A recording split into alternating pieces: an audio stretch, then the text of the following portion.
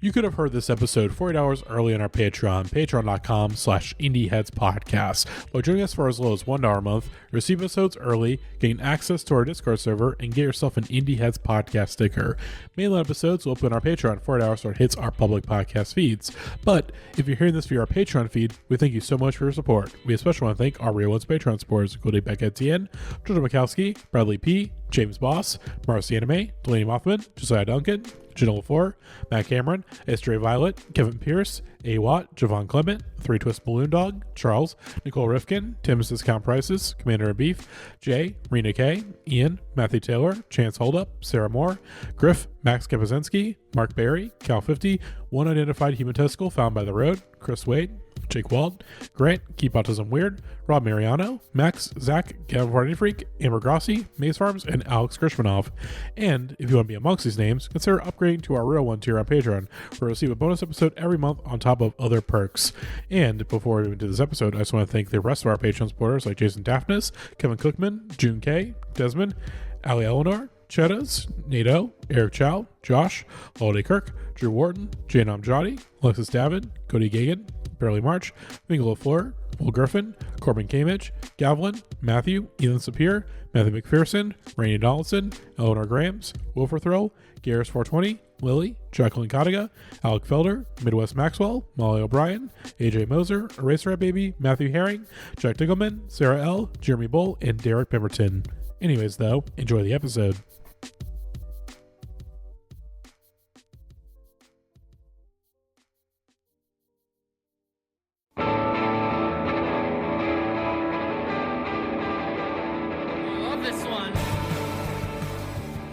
Hello, everybody, and welcome back to an episode of the Indieheads podcast. I'm your host, Matty Monroe. On this episode, I am joined by Violet. I am joined by Jackie. I am joined by Britt. And we are joined by special guests, Shak Lambert, returning for the pod once again. Thank you, Shak, for coming on this episode. I'm so sorry you're on this episode. Although I will say, this one's not as bad. I think this one's a little less bad than Can Con Hee Haw, I would say. Yeah, the last one was just some fucking... You picked some weird-ass fucking Can Con, even by my standards. That was not me. That was Daniel. that one you could actually not blame on me or Violet. But listen, I saw this playlist and I said, put me on this fucking episode, because this is all my era shit. Yes. So we teased this one on I guess not the last episode, because the last episode was our DG interview, which, hey, if you haven't listened to that yet, go listen to Violet and I's chat with DG in Moodtown. It was an excellent episode. Everyone's loving it. We love DG. We love the Moodtown. glass and it didn't go poorly. Exactly. It's incredible. Yes, we love Mother and we love our new father, Moodtown. Exactly. And we're here for a playlist where the playlist is entitled "A White Girl's Cell Phone is Ringing in Claire's." And I will say, when I read the name of the playlist before I even viewed the playlist, I was like, okay, I know exactly what this is. And then I looked at the playlist and I was like, oh, that isn't what I thought it was going to be. But now that I'm seeing it, oh, of course. You see the vision. I do see the vision now. Yes. But before we get into we the were songs... talking a little bit about the specific sociocultural differences between a Claire's and a Hot Topic, right? Like, so Shake It by Metro Station is a white girl's cell phone is ringing in a Hot Topic, right? Like, that's or a Spencer's or something. Alt, but Shake It is like putting on the most, like, the thinnest veneer of, like, this might be alt, you know? This might be like whatever, whereas this was just... I think this is the reason why I connected with this title of the playlist, is that these are all songs that are like in my core DNA, but were not songs. I'm young enough that these songs came out when, like, I was not an adult out there in the world. So these very explicit songs were, like, in the way that we talked about on Middle School Dance episode, like, there's something about this playlist that is like being a teenager pretending to be like a sexual adult, you know, like that vibe. And just a lot of songs that even if I didn't like have any relationship with the artist that made them, they just were like in the ether since I was like born, basically. Like they're just I can't remember a time before Soulja Boy and some of these other fine folks we're going to talk about today. Like this is the bedrock of like my musical foundation, and really the synthesis of pretty much all of my... I was talking before the podcast about how basically every non-Best New Podcast episode I've done is combined in this playlist. You've got Middle School Dance, you've got Club Songs to Suck and Fuck To, horny nursery rhyme type stuff going on here. You've got instructional dance songs. We're very close to that universe, right? Like You're a Jerk could have been on this playlist. Oh, we've Jackie, it. Bold of you to assume there isn't a part 2 cooking already. Okay, good. I'm sure that there is. There's a lot of this is a rich vein for us, but this particularly is like these songs have just they feel like very foundational for my understanding of like what party rap is, you know. Yeah, I swear all of these songs probably hit number 1 on 106 & Park. Yeah, that sounds about right. That's a good poll. That's a good and correct poll. Mm-hmm. But I also go ahead, Britt. I also felt like I had to be here because I feel like I was I'm pretty sure I'm one of the few people on this podcast who did actually get her ears pierced out of Claire's. That's with the ear piercing gun and everything. So fun story. I decided to cut my hair, and I also decided to cut the hair of a giant Sully from Monsters Inc. I had a big blue fuzzy Sully doll. So my parents walked in and saw this horror of hair and blue fuzz everywhere on like their 4-year-old's floor, and they were horrified, and they were like, "Oh my god, you look like a cancer patient, you look like a boy," you know, things to tell your 4-year-old. As you do. And so they were very worried that they would sit there, like people would like not think I look cute, so they decided to take me to a Claire's and get my ears pierced, and I cried and I did not like it, but you know, my ears are pierced. my question is, at least in terms of the haircut, but also cutting the Sully, was it like when you cut it, were you thinking like, oh, Sully's gonna regrow this hair back? I don't know what I was thinking with the Sully, and I think they took it away from me. I think they were scared of what I would do with it next. Like I fully admit, like it was not my finest work, and it was a really bad job because I was a 4-year-old with scissors. And you're not out here giving Sully like a fade. What if Sully had a low taper fade? What if Sully had a low taper fade? Put some auto-tune in post, make that sound real nice. But speaking of auto-tune, which is that was a bad that's a bad segue. That was a bad segue. You tried your best, Matty. I tried. Like auto-tune and ringtone rap have a lot in common. And it just fuck it. Again, toss it, throw it. It's in the trash. You have your first surprise or gift for us, Violet. Yes, this is our first gift. Matty, I was saying this while your internet was out, but I want us all to take a trip back to 2006, 2007. We're watching MTV2. We're watching Wild Boys. We're watching Jackass. We're watching Viva La Bam, Room Raiders, Pimp My Ride. Next was a fucking classic in this house. And during every single commercial, I want to say 80% of the advertisements we saw were for fucking Jamster. So we're just going to take a little trip down memory lane and revisit what hours have taken up of MTV programming. So let's watch this commercial. Get a new real tone in the Jeff, the monthly XXL plan for only $9.99 a month. That's only 50 cents an item. To get Touch My Body, send Z1. For Pop It Off Boys, send Z2. Yeah. Text Z3 to get hypnotized. Send Z4 for Lil Wayne. Text Z5 for Falsetto. Send Z6 for Honey. Send Z7 for I'ma Do Me. Text Z8 or for The Boss, Z9. Or to get She Got It, just text Z10 to 75555 now. Or try our voice order line, pound 75550. Oh no. Yeah. I had an obsession with that Touch My Body song from with Mariah Carey, and hell yeah, I love that song so much, but my parents were trying to be like, not listen, let their child listen to a very horny Mariah Carey song. And so I kept asking for them to put it on my MP3 player, and they were like, no, it's inappropriate. I was like, oh, okay, I don't see how. She just wants to hang out with that nerd.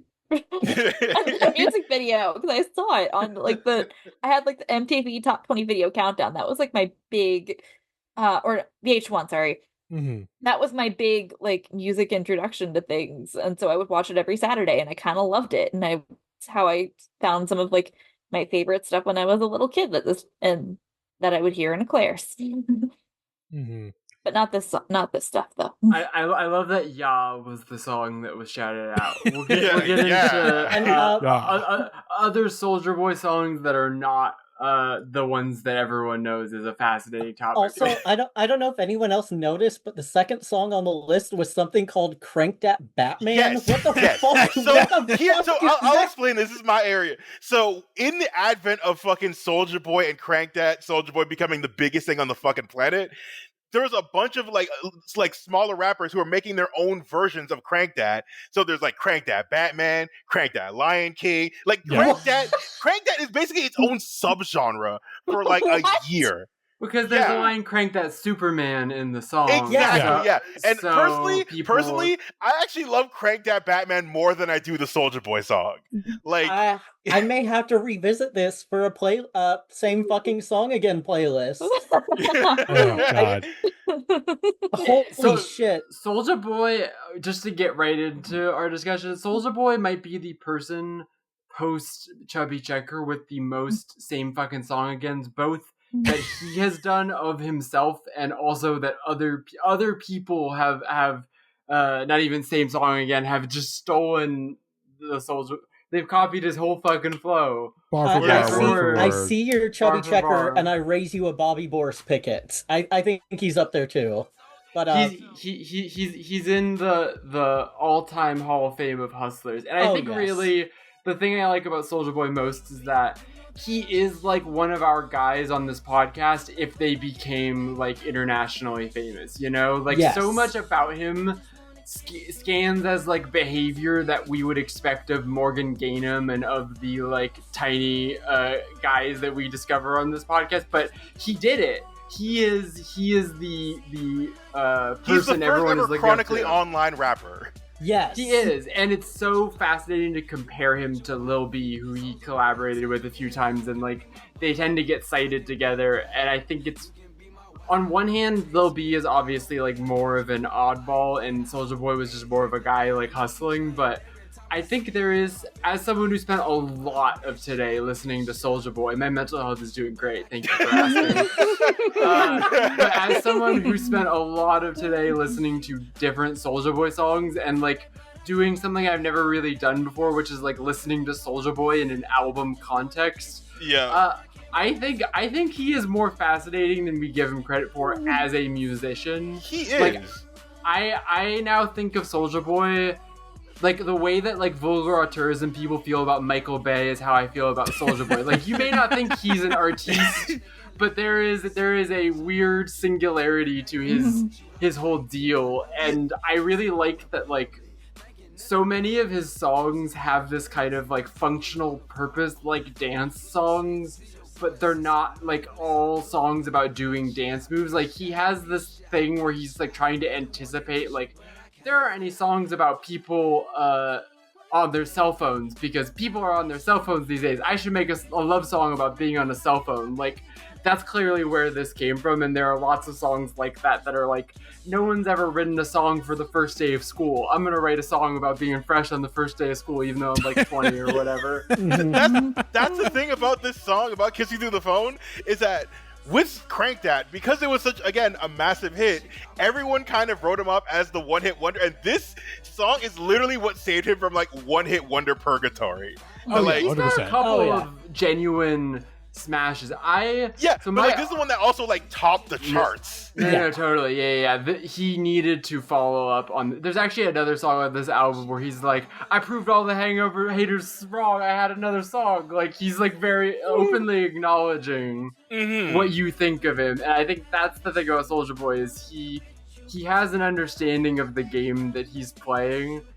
And I think he has a lot of, like, genuinely fun songs. He's kind of in the category of artists for me, like we talked about with Sierra, where it's like I never spent a lot of time like listening to Soulja Boy albums, but he was just around and like in DJ edits and in all the stuff. Like I have so many Soulja Boy DJ edits that I like play all the time. I have a Pretty Boy Swag edit from Martin Booty Spoon. Mm-hmm. I have a Birdwalk edit. I have an In Love with Chanel edit. It's not just Crank That. I've got a lot of Turn My Swag On. Turn My Swag On is incredible. Yeah. No one had ever written a song about hopping out your bed and turning your swag on before. Like that had never been done. That's a banger. It was sitting right there. Donk is great.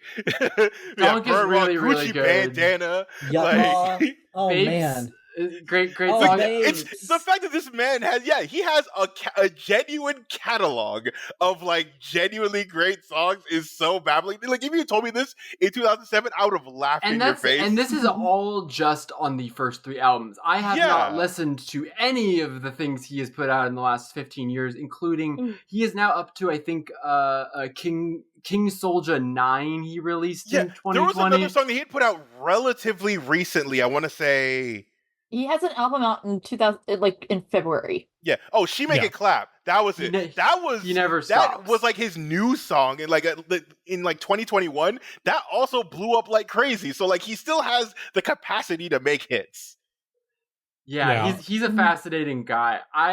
After preparing for this episode, I kind of feel like we could do an entire episode that is just weird songs that Soulja Boy made. It really feels like such a deep well, and I'm not gonna make us listen to multiple or anything like that, but there's one song that I found today that I'm gonna share it in the Discord chat real quick. Matt, if you can play this song. Okay.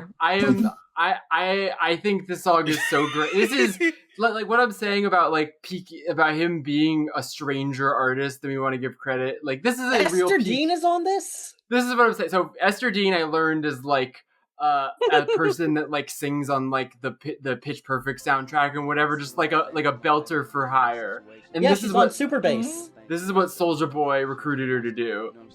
This is like I Love the Way You Lie for dumb people. Oh no. Dumber people, I should say. Thing that I think he's going to do. Again, it's an anthem for the Department of Stupids.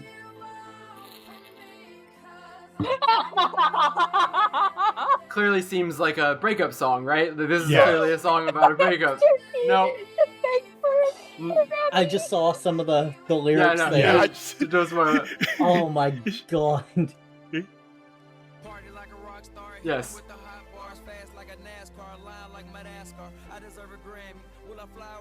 Madagascar.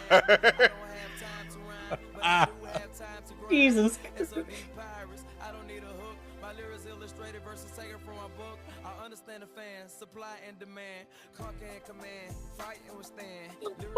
Oh yeah. Oh fuck, Pretty Boy Really Swag. Pitbull. That's a great one. Yeah.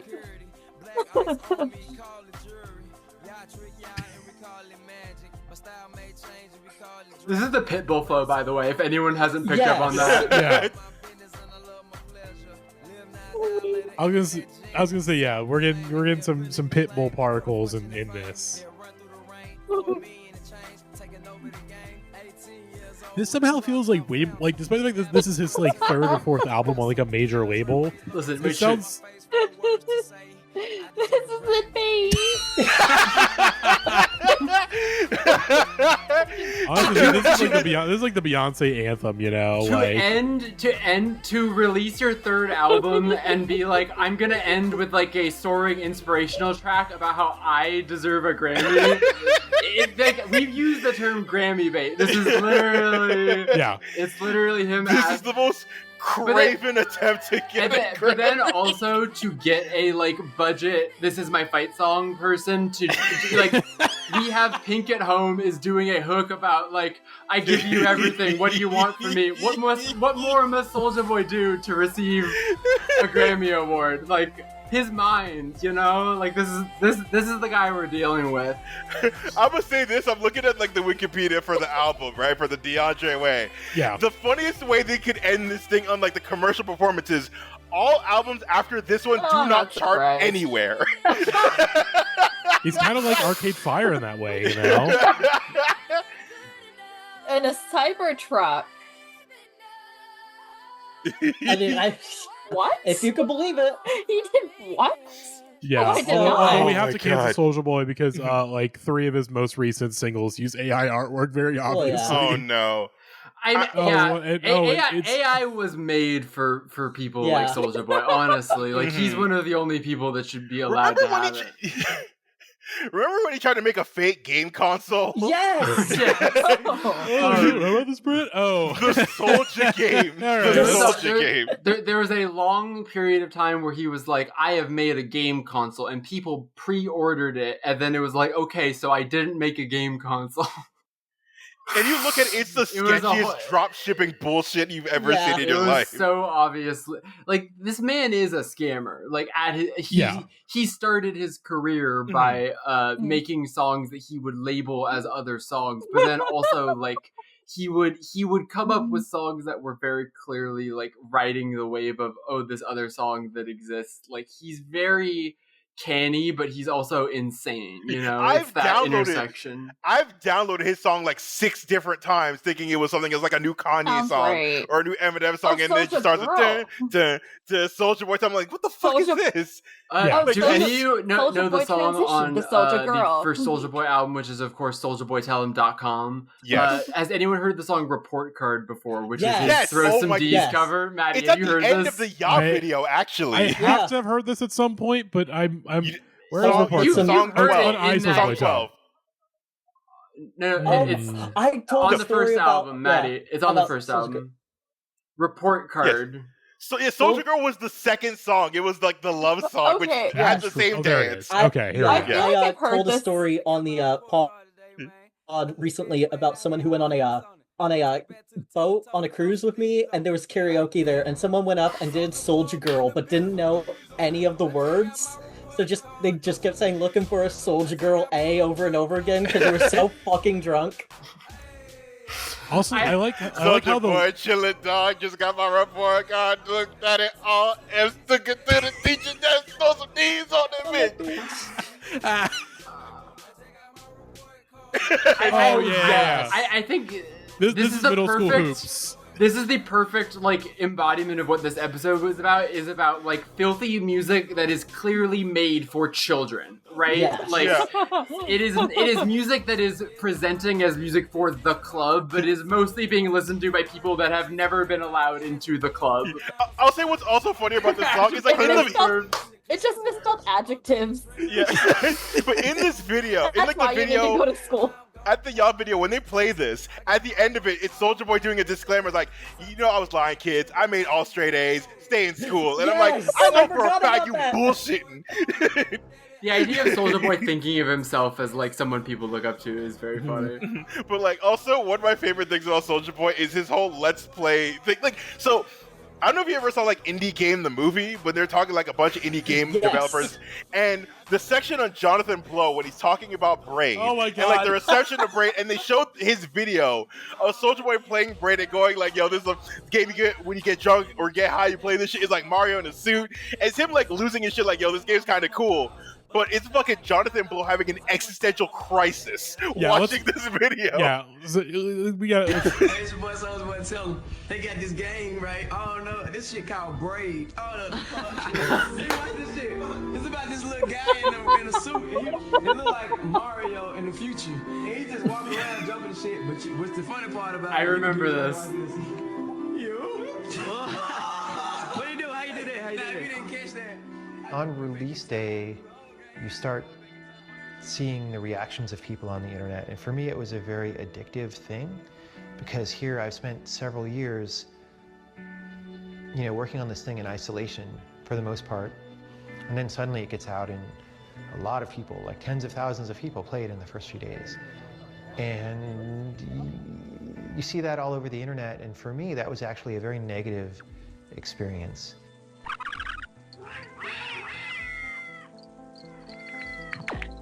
When Braid was coming out, when people would talk about it online, and this was sort of the birth of like, the really like serious birth of like blog commentary, of like lots of people on blogs writing actually pretty good stuff about what they were playing, what they thought of it. Every time you mention his name, he would like show up in your comments almost instantly. Like his Google alerts, I don't even think he uses Google alerts. I think he has something that's like better than Google alerts. So he'd pop Jesus up Christ. Name searching pro Jonathan Blow. Famous for it. Penny Arcade is kind of cracked about it before. I found that there was this perception of me on the internet that was running away very quickly from who I think I am, and that was kind of disturbing. Oh wow, that old school YouTube. God, that took me back. So that was actually a pretty negative. Annoyingly, pretentious laugh now. Title of this podcast for probably 3 or 4 months after Braid came out. You know, when you work a long time on something really intricate like that, there's a hope that people are going to understand, you know, the things that you did. And that you'll have some line of communication with There it is. Yeah, it's at the end of the video. They bring it back. We gotta. Actually, the most demoralizing. We need all the context for this one. Positive reviews of the game. The game would come out and people would say, "Oh, this game's great. You know, 9 out of 10 or 10 out of 10," and they'd say what's good about the game. And in many cases, it would be just a very surface understanding of the game that didn't even see what I thought was most special about it. Not that many people understood. And that was a little bit heartbreaking in a way. It's like, oh, I visualized that I was going to have some kind of connection with people through this game. And they think it's great, but the connection isn't there because they're kind of living in a different world still. What is he talking about? I think it's great for some of the reasons that I do. Most artists are like this, but not in my others. experience. Yeah. It's being an artist is a disease. No point to the game. You just walk around jumping on shit. There it is. There he is. So the title of the video we're watching is Jonathan Blow crying in a dark room about Soulja Boy misunderstanding Braid. It is really funny to be like, oh, you work for 3 years on something, and then you watch a video of Soulja Boy being like, and there isn't even really a point to this thing. It's like, that does gotta suck. I do feel for him. I like how the first video in the suggested is highly offensive Jonathan Blow clips to boost your productivity. What does that mean? So as I theorized, we could do an entire episode exclusively about Soulja Boy. Yeah. The first comment, hold on. Jonathan Blow says Braid Anniversary Edition sold like dog shit. I think he wouldn't be having this problem if he just asked Soulja to do the marketing. It's true. Same about the Soulja Boy game console, but he sold some of those. But Matty, just as an off ramp, because we could keep talking about Soulja Boy all day. Can you please play Soulja Boy Dubai Camel Vine, please? Real quick? Yes, of course. Real quick. Of course I can, and then I can see if I can find the... As a true cockroach of digital media, he survived across the TikTok era, the Vine era, the MySpace era. He endures, and he also had incredible all-time Vines. Oh, this is one with the voice effect, which is better. Yes, they're even better. They're all This your boy Soulja Boy in Dubai. Look at that camel behind me, though, scratching his neck. Turn up. I got the new shoes, daddy. The new shoes. This your boy Soulja Boy in Dubai. Look at that camel behind me, though, scratching his neck. Turn up. I got the new shoes. There's one where they have like a full Daft Punk I've shared vocoder that on it. specific version of the video so many times. So, before we move on, Matty, I have a gift for every fucking song. I was moving it along because we've birthday signed the hell out of this, as I expected. We have been criticized very recently for not showing enough indie music on this podcast. And this is not an indie episode, really. But I do have a gift, Matty. We've had a lot of really just great fun talking about Soulja Boy and his many antics, his many grifts. And now let's just simmer down while we get to the next song and just listen to I can't believe I found this. Sufjan Stevens doing a Soulja Boy cover, and that's exactly what this is. This is the real Sufjan Stevens doing a Soulja Boy. Yes. All right. Yes. All right. What it is.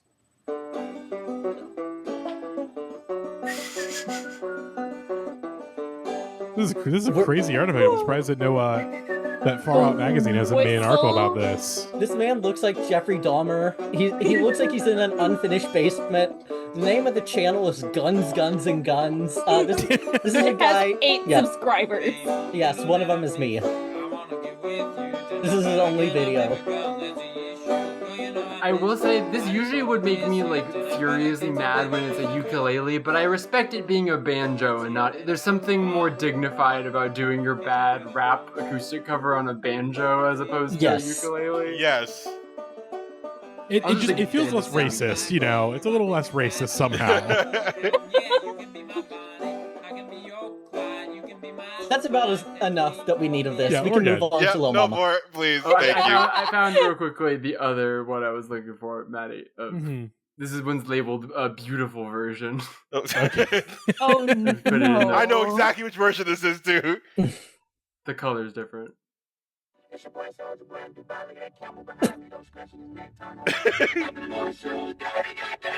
Okay, yeah, that's the full Daft Punk. That's the real Daft Punk. It literally sounds like Daft Punk Contact, like the song where they're meeting the space aliens.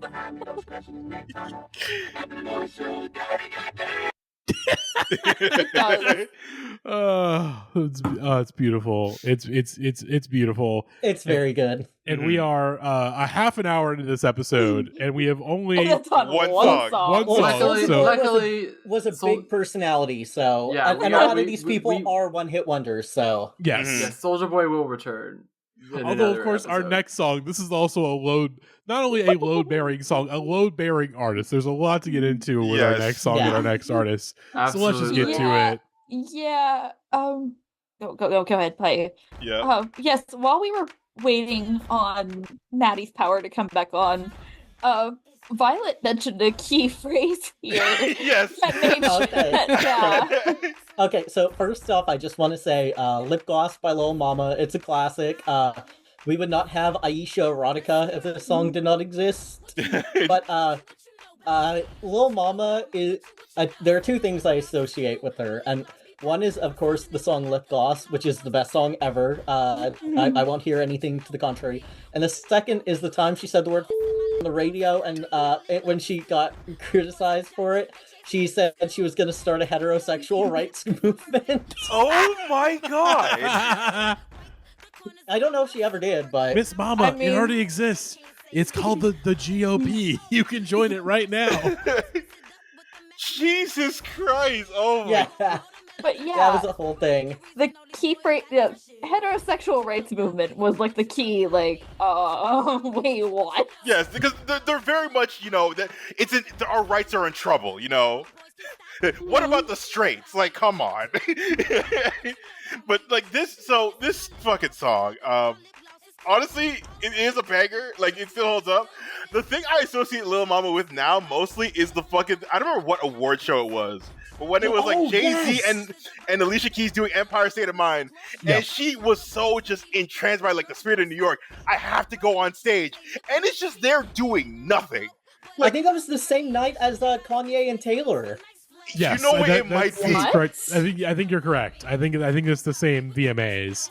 It's just so funny that getting up on stage with Jay-Z and Alicia Keys did more to like blacklist someone's career than like the answer is that she lucked out, and one of the 5 biggest celebrity things that's ever happened at the same VMAs, so Lil Mama got forgotten, you know. But still, it's a very memorable moment. It's still like oh god, Jesus. Yeah, I don't know. Like, we still remember it. We're still talking about it. I love those award show moments that don't become a cultural moment for everyone, but like live in your brain forever. For me, it's always going to be a Trap Lord in stores now. That's the funniest thing that's ever happened in any context. For those that don't remember listening at home, of course, this is when A$AP Rocky was up on stage, like introducing Macklemore about to do Same Love, and like the one other presenter is talking about gay rights, and A$AP Rocky, instead of saying like gay rights, goes, Trap Lord in stores now. Also, he's like, yo, like, cream color, points at dude, homosexuality, directly pointing at him too. You're like, why are you doing that? There's so many ways you could have said it, like, rather than just point at the dude saying homosexuality. Okay, there's that. I wish I could find that moment online. Like, it's somewhere out there. I want to, because it's so good. Let me find it. I think we mentioned the Little Mama VMAs thing. in the clip itself, before she gets up on stage, again, fucking Beyonce had a hell of a night that night. Yeah. Had a hell of a night that night because I'm gonna pull up the clip real quick as we're watching the beat here is just playing out. Hold on, hit pause and end it. You see that Lil Mama is approaching the stage. Beyonce tries to grab her hand and is trying to grab her hand and pull her to not go on the stage. She is trying like, no, do not get up on stage. Like, I'm trying to save you. And she's, trying to be nice and normal about it, but she goes for the double-handed. She goes for the double-handed arm grab. She tries to grab Lil Mama with both of her arms and hands, and Lil Mama slips away like someone on a someone who's about to slip off of a mountain on a mountain climb. And Beyonce looks horrified. There she goes. There she is on stage. Jay-Z is just like she's Jay-Z, she's so short. Oh yeah, hang on. I think we just saw a little Jay-Z try to like flick her off like a bug. Yeah. Yep, he's like, Yeah. hey. He like slaps her on the leg or hits her on the leg, being like, that's fun.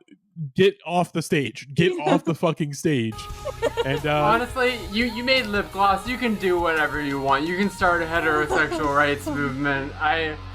Lil Mama has done enough for the girls and the gays, like she can do her heterosexual rights movement. Lip gloss was huge for like me, Also, I think I found the ASAP Rocky clip. Oh, you did? Oh my god! Yes, please. Yes. Also, I believe this is it. Also, yes. Finally, fuck! I've been looking for this for years. Things change. It's when you stand up for what you believe in.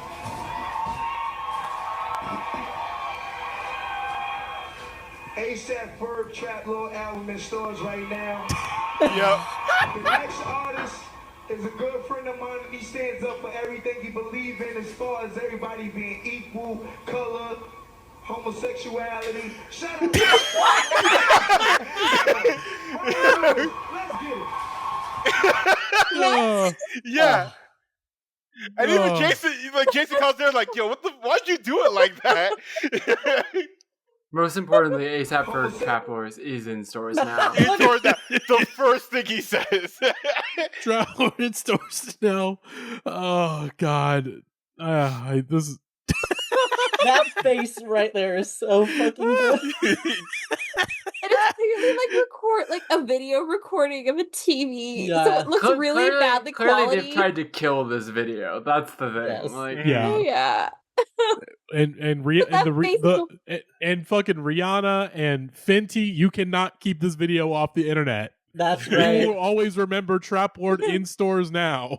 But what do we have any more thoughts on lip gloss? I think this song is really good. It's a fun song. All right, it's grinding for teenage girls. I was about to say this is again. Like, that's what it is. Again, what Grindin did for boys at the cafeteria table, this did for girls at the cafeteria table. I also really, really appreciate that the first two verses of this song are just like, my lip gloss makes the boys horny. It's very like Milkshake, bring all the boys to the yard, But then the third verse is about the teacher calling her into her office and then asking her where she gets her lip gloss, which is just a wholesome moment.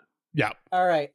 Now, my gift for I couldn't find anything really good for lip gloss, but I did the song obviously. But I found this, and it's short and it's sweet, so we can just watch Dog smelling lip gloss. The description really makes this one. Oh, it's one of those little tiny dogs too, like a schnauzer or something. Little Yorkie. Oh, he's like, no, he's covering his nose up. He doesn't like it. She has to call the fucking dog. The dog is like, no. It's just the hell looking is away. this? I got a whiff. it's barking. Hell nah. Oh, I hate that shit. His teeth are out. George. Little George. George.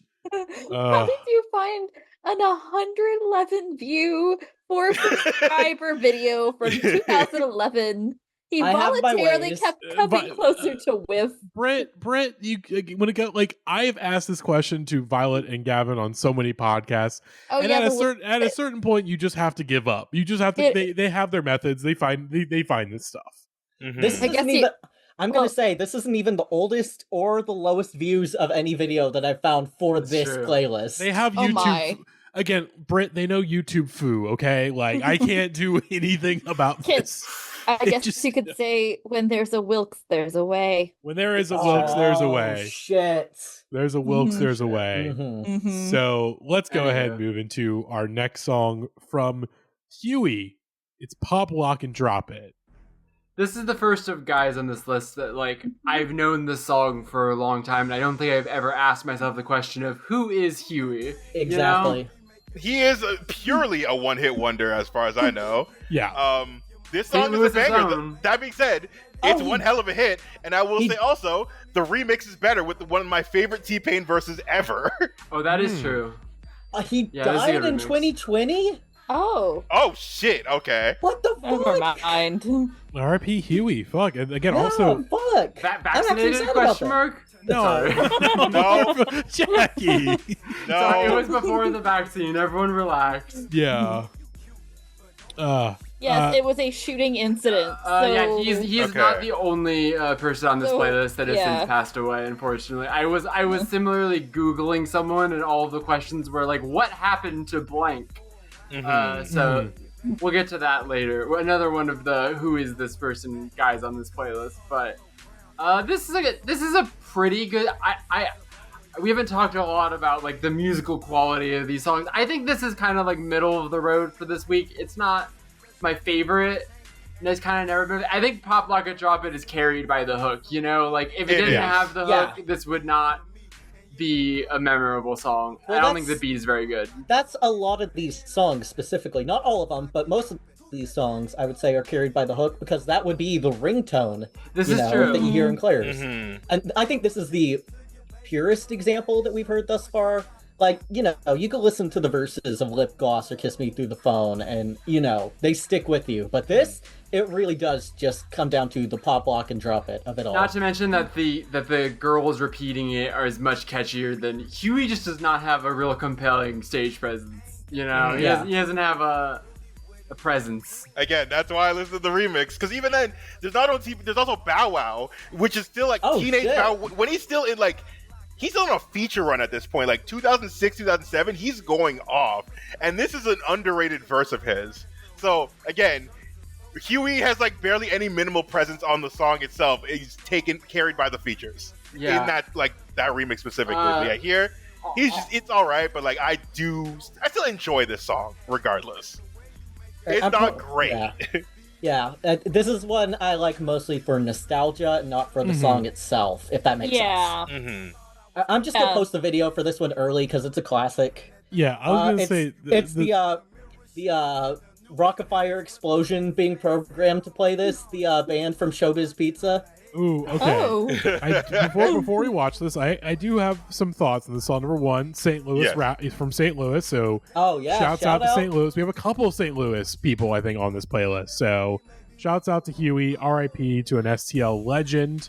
And I will say I've been listening to a lot of like early Little Ugly Mane recently, and like this sounds a lot like early Ugly Mane. Like it definitely has that like Memphis influence on it that I really enjoy. I have a lot of nostalgia for, even if it's maybe like nostalgia within nostalgia in a way. Because of course I grew up with like 3 6 Mafia and stuff like that. You know, some of the more like pop stuff they did later on. You know, the Oscar-winning era of 3 6 Mafia, which again, listeners, if you do not know, the members of 3 6 Mafia are Oscar winners. They all have Oscars. It's awesome. It's awesome. 3 6 Mafia Academy Award winners. What? It's so amazing. They open Dope Boy Fresh with that, and that's my favorite way to open a song ever. Yeah. That is incredible. True. Very few people have been able to start a song by announcing that they won an Oscar. It's pretty great. So let's watch these Rockafire Bears do Pop, Lock, and Drop It. This is actually impressive. You know what? I think I've actually seen this before. Yeah, this is a classic. Yeah. it's the remix too. Showbiz Pizza Bear. There's the Showbiz Pizza Bear. Friend of Rich Evans. Yes. You have his little sidekick thing on the right, who's like bopping along like a bird, bopping along to the beat perfectly. Why does this actually work really well? I know, this is incredibly done. I mean, we'll get to this with an artist later, but like a lot of the best artists of this style are cartoon characters, you know? Yes. Like, you know who I'm talking about when Yes. I say that? And I think that this is a song that, like, translates better when it's being delivered by literal, like, animatronic cartoon character animals. This would go crazy in Chuck E. Cheese. Exactly. So, I have I play Pokemon Go a lot, and there's a Chuck E. Cheese by my work, and there's a Pokestop that's like just Munch from Chuck E. And it just, whenever I send like the gift out, it just says like the Pokestop is Munch. Oh, they even got the girl cheerleading with mouse, Yes. the girl mouse to do the fucking pop lock and drop it. Words I did not think I would ever put together. Where's have the Bow Wow girl- coming from? Coming from the dog, it looks like. Yes! Yes! Little Bow Wow is the dog.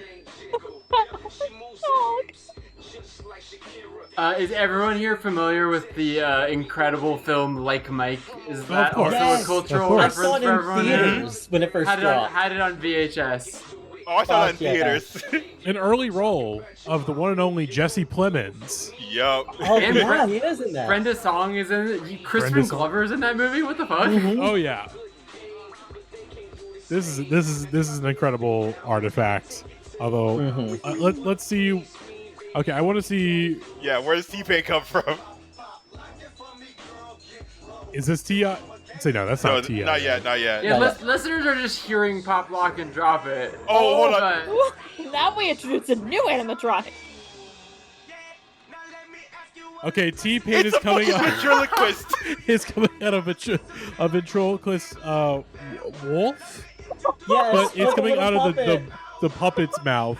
it's really funny to have an animatronic show and then have an animatronic piloting a puppet. Like, as it asks a just lot of genius. existential questions, you know? Yeah. And the wolf is hitting the harmonies. Oh my god. Yeah, whoever programmed this, really put thought into Someone was bored at their job and they spent so much time doing this. He really did. Dude, the rest of the band is doing the harmonies too. this. Also, the Good for fact them. that, The keys are in sync and the drums are Alright, on this beat. is not very good podcast content because it's video, but go, Oh, yeah, go watch okay. this at home. Yes. That so just good. made my whole week. that's incredible. All right, let's keep it moving into the playlist. We got "Hey Baby" from Hurricane Chris. Hey, baby. Someone reminded me of the opening lyric, the first verse. The opening lines are so insane. Yeah. Let me find the words. Hold on. Oh, here we go. Yeah. This is where we enter the people saying insane fucking things Yes. section of the playlist. Yep. Hey, baby. White folks, gangs, and the thugs, they fuck with this. White folks, I'm in the gangsters, and the club. thugs. Yep. Hey, listen. Hey, baby. Okay, now pay attention to these words.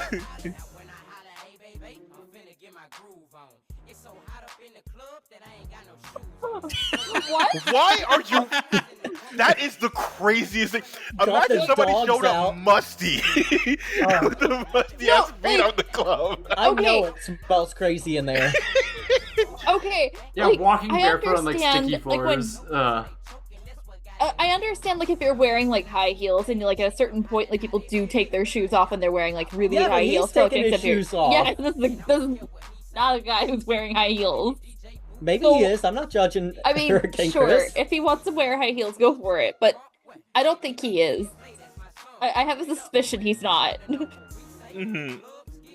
I don't think I had ever put this together, but Hurricane Chris is from Louisiana, and his debut single came out in 2007, so his name is just a reference to I'm from the place where the hurricane happened. Oh Holy my shit, god. you're right. I know nothing else about Hurricane Chris. I'll say this, also with this song, this is one of those ones where I played the remix a lot, and it's also one of those remixes that has like fucking a dozen rappers in it. Oh, yeah. There's the Ratchet remix with The Game, Lil Boosie, E40, Birdman, Jadakiss, and someone named Angie Loke. I've heard that name. I've heard Those that aren't name. real people. Mm-hmm. Those I are know AI most of them. generated. No, these are fucking legends. Yeah, I know, Most of them are a lot of legends. them, Yeah. Most of them are legends. So, Matty, I'm wondering if this song reminds you of another song, because, spoilers, that my gift is a rave DJ I have made to no. Do you want the gifts? Yes. Let's Do we take have the anything gift. else to say about Hurricane Chris? I don't think any of us know anything about him. I was just gonna say, I was trying to I find like this. There was one 3 place I songs, remembered. It's the Cyclone remix. He's on that, and that's the only other place I remember Hurricane. It's just T-Pain, Hurricane Chris, and Gorillaz. And I like his song Halle Berry, which is basically like a love song to her or Oh, whatever. I forgot about Halle Berry. Yeah, Okay, and so actually, I'm pretty sure someone interpreted that song very recently. I want to say it was either like Glorilla or Megan or someone, but like, yeah, that makes sense. That sounds I right mean, to this me. music is coming back already. Like, we'll talk about that more, but like, just listen to the Tisa Korean "Let Me Update My Status" album, and you will see like I got it the right. It was Get It influence. Sexy. Sexy Red did it. We're Get It Sexy. Now, The that beat makes is just even straight more up Halle sense. Berry. That makes a lot of sense. Yeah, like Sexy Red is obviously like basically what has happened in the time since then is we're like maybe these songs about telling women to shake their asses work better if women are telling women to shake their ass. You know, like it goes over a little better. But yeah, this is an okay one. I've never been the biggest. I think it's fun to say "Hey baby," but I don't think it is that fun to dance to. If that makes sense. Yeah. Okay, hold on. We gotta listen to these incredible lines coming up in this song.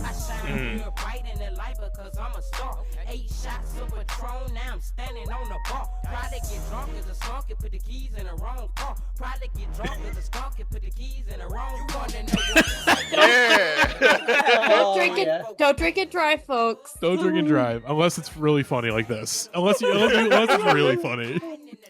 In that case, it's really Listen, when you grind in the lack with a mug, absolutely. That's like RXK nephew levels of rhyming King Ball 11 times. Just, like, let me just say the same line back to back, but like in different intonations. Hey, listen, it's catchy and it works. It works. It's worked. Historically, in the entire history of music, repetition is the key. Hilariously, this is not the most reliant on repetition song of this playlist. There's one that's a worse vendor. But let's get into what is maybe the... I don't know if it's we gotta hear this rave DJ first. Let's do the gift. Okay, so Matty, I'm really surprised that this song did not remind you of anything, because when I put this on the list immediately, I knew this reminded me of one of the best tracks in any movie ever. So here's your gift. I made it with Rave DJ. Oh, what is this? Oh my god! Oh, fuck you. What the? How does this? Hello, Matty. I want to play a game. Wait, let me hear. Hold on. I'm about to drink 8 shots of Patron and stand up at the bar. This is really good. Trying to get drunk as fuck. Put the keys in the wrong bear trap. Reverse bear trap. I get drunk as a skunk. I put the keys in the wrong reverse bear trap. This is good. It makes the A Baby feel very dramatic. I don't disbelieve. There are life or death stakes to this A Baby. I know exactly which notes I'm waiting on it. I'm already prepared to be amazed.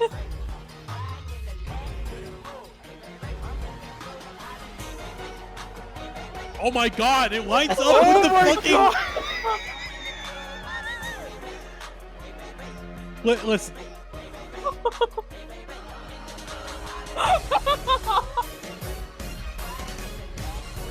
What the fuck? Violet, this is the greatest thing ever. I'm so glad you like it.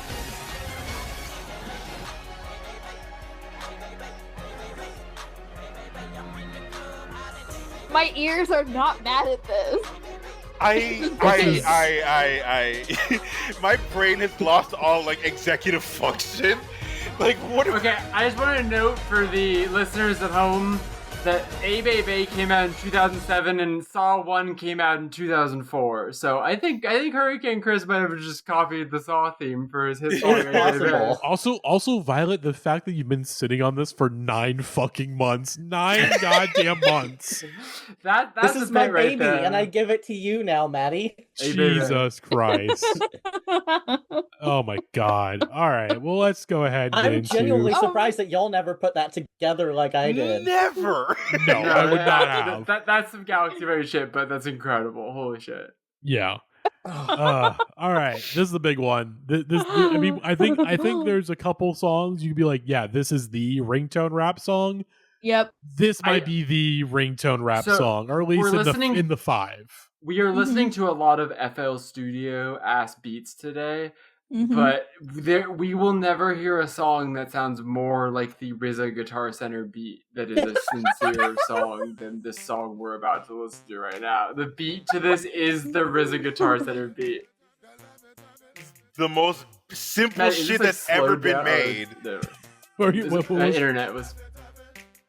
Laffy Taffy. My internet was slowed down. It sounded like you were chopping and screwing it for a second. Oh my god. It sounds like shit they would use to teach colors to kids. Like, this should not be a song about what it's about. There are so many lines in this song that are just... Because I stay so hard, you can suck me for a long time. Oh my god.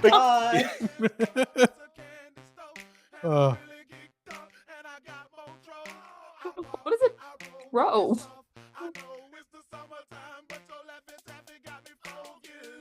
So, like, what is Laffy Taffy supposed to be in this scenario? Is it just a girl's tongue?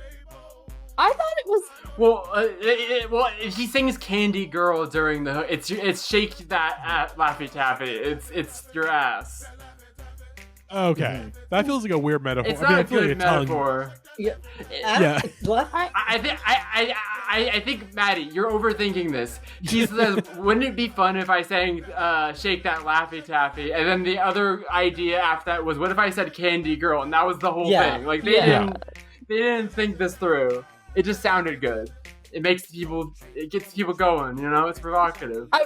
I'm not gonna lie, like, this is, like, even if it is simple, it's like, it's still kind of, like, got a nice little, like, I don't know, I'm not it's got a great rhythm. Like, it's so undeniably catchy. That's the thing above all.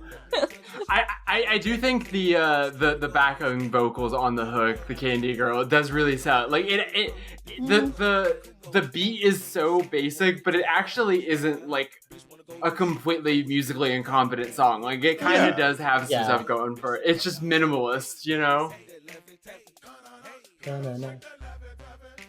Also, there's a remix of this song I used to listen to all the time. That's like not an official remix, but like Donald Glover, other than Childish Gambino, he had this thing called MC DJ from when he was in college, and would just like remix shit. And this is a side note to that, but like this is gonna be the most blasphemous thing I say on this show. But the only way I've ever been able to listen to Sufjan Stevens is through the remix album that he did of Illinois. But back to the main thing is that he did a remix of this song where he essentially mashed this up with "Lovin' You" by Minnie Riperton, but like kind of sped it up. Shit! But he sped it, so it's sort of like a Chipmunk Soul type thing, where it's clearly inspired by like early Kanye. And I listened to this shit so often as a teenager. I put in the Zoom. They're down the Zoom in the Discord. But yeah, I was obsessed with this shit. So like, I didn't listen to this one this much, but I listened to the remix all the time. We should put on the remix because I want to hear that. I want to hear how Minnie Riperton gets into this. As we learned with the A Baby mashup, like when you're making a mashup or a DJ edit or even just trying to blend two songs together, having a song like Laffy Taffy that is just so like bare bones, like there's like room to fit like other elements in that empty space. Yeah. It's very easy to do.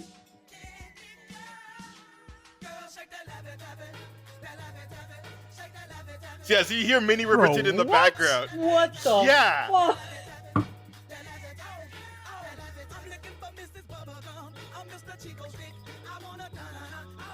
This is just so good. What the hell? This is really good. This turns Laffy Taffy from just like a fun enough novelty ringtone rap song to like something like genuinely touching and moving. Yeah.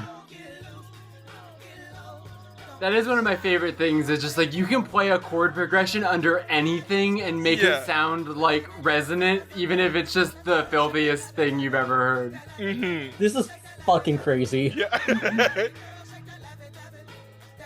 Yeah, so like you see why like this was the sampling on is repeat. crazy. It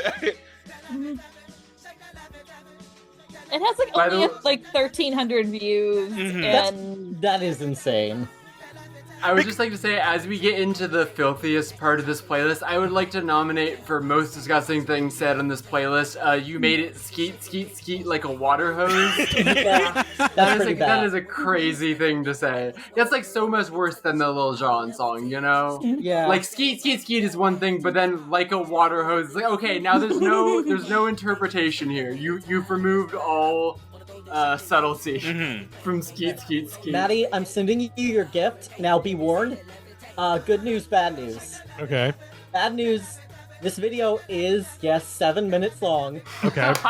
The good news is, it is so permanently ingrained in my brain, every sentence of it, that the time just flies by, and all I can say is, lost episode of Dynasty. That's the only way I could describe this, but, whenever you're ready, we can watch Hatin' Ass Laffy Taffy Hose.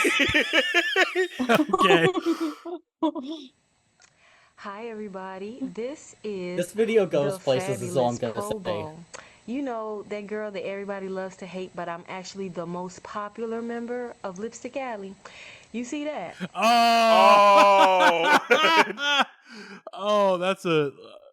how do you... I mean, Lipstick Alley, how do you explain Lipstick Alley if you don't know what it is? I don't know, man. It's essentially like it is one of the OG gossip forums on the internet. Like, yep. It is one of the OG gossip forums. And Promo 2008 is apparently a power user on Lipstick Alley, which means that she's one of the most insane people to be on this earth currently. So let's continue. There are, right now, I just checked, there are 109 million messages on this forum. The woman of the hour. Yep. Just tell it since y'all want to hear it so This is the only freaking video bad, this channel ever and y'all wanna uploaded, but it's so clown good. Like y'all know so goddamn much. Okay, so here you go. Look at this fireplace. She's wearing... Why is she dressed up like Black Panther? She got the black turtleneck on. Is she gonna do a freestyle? You'll see. This goes places. Oh, is all I'm God. gonna say. Welcome back to more of Ask Alexis. You got questions? I'm gonna deal with them on air and find the answer. That's what was those, the Yin Yang twins with Laffy Taffy. No, it's like D4. Oh, that's D4L. I'm sorry, D4L. Dicks for life. Perhaps. Well, I got me some candy. And we talking about Laffy Taffy hoes. You know, they brain just like damn Laffy Taffy.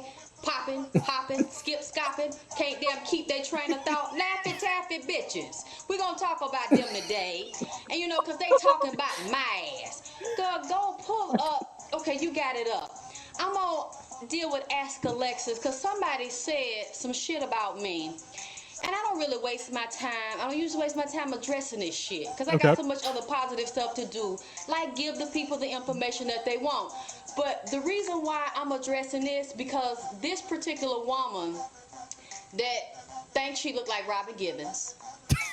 Because instead of using her own photo, she used Robin Givens' photo. You know, motherfucking flexing on somebody that's already a celebrity and fucking with me. Now, she subscribed to my videos. And she is a friend of mine on YouTube. So that's what's really confusing me. You're gonna watch my videos, subscribe to them, accept a friend's invite. Oh shit. But then this morning, this is what she put on a blog in another website. Alexis is a lesbian. I like her, and she is beautiful. I'm reading word for word. Ghetto, knowledgeable, and country as all outdoors, but she's a lesbian. A lesbian. She's starting to come across as cheesy. Even though she has good information to share with these wayward, hot cunt, clueless women. You know what she calls y'all? Enough of the lame gimmicks and low-budget background music, Lexi. Oh, now she know me. My name Lexi. Just kick some wisdom and knowledge straight from the hip, raw and uncut, like you used to. You know, I really can't understand this shit because she knows where to leave a message for me in my inbox at YouTube, my MySpace page, my Alexis K. Tyler, and netzero.com. And yet she decides to go to these other websites and say these kind of things about me. I mean, bitch, how you know I'm a lesbian? What, you fucked me before? Do you want to fuck me? Bro, I mean, did you know when I had my leg up on the damn fireplace and shit? Do you fantasize about eating my motherfucking ass or something? Because I ain't never fantasized about you, and I know where you damn at. I know how to find your motherfucking ass, but you not my motherfucking type. So why you wants to fuck with me and say I'm a fucking lesbian? And if I is one, bitch, you won't never motherfucking get none of it. Stay out of motherfucking business. This lady is so awesome. She's so cool. Laffy Taffy. Laffy Taffy, ho. Laffy Taffy, bitch. Oh my god. Bitch.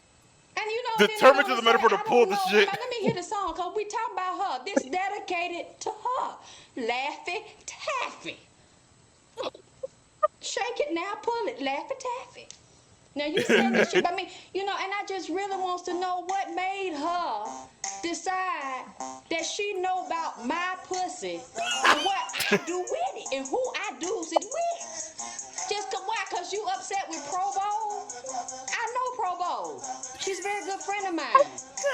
You know, do you want some of her pussy? You want some of her Laffy Taffy? If that's really what the shit about? So is she not Pro Bowl?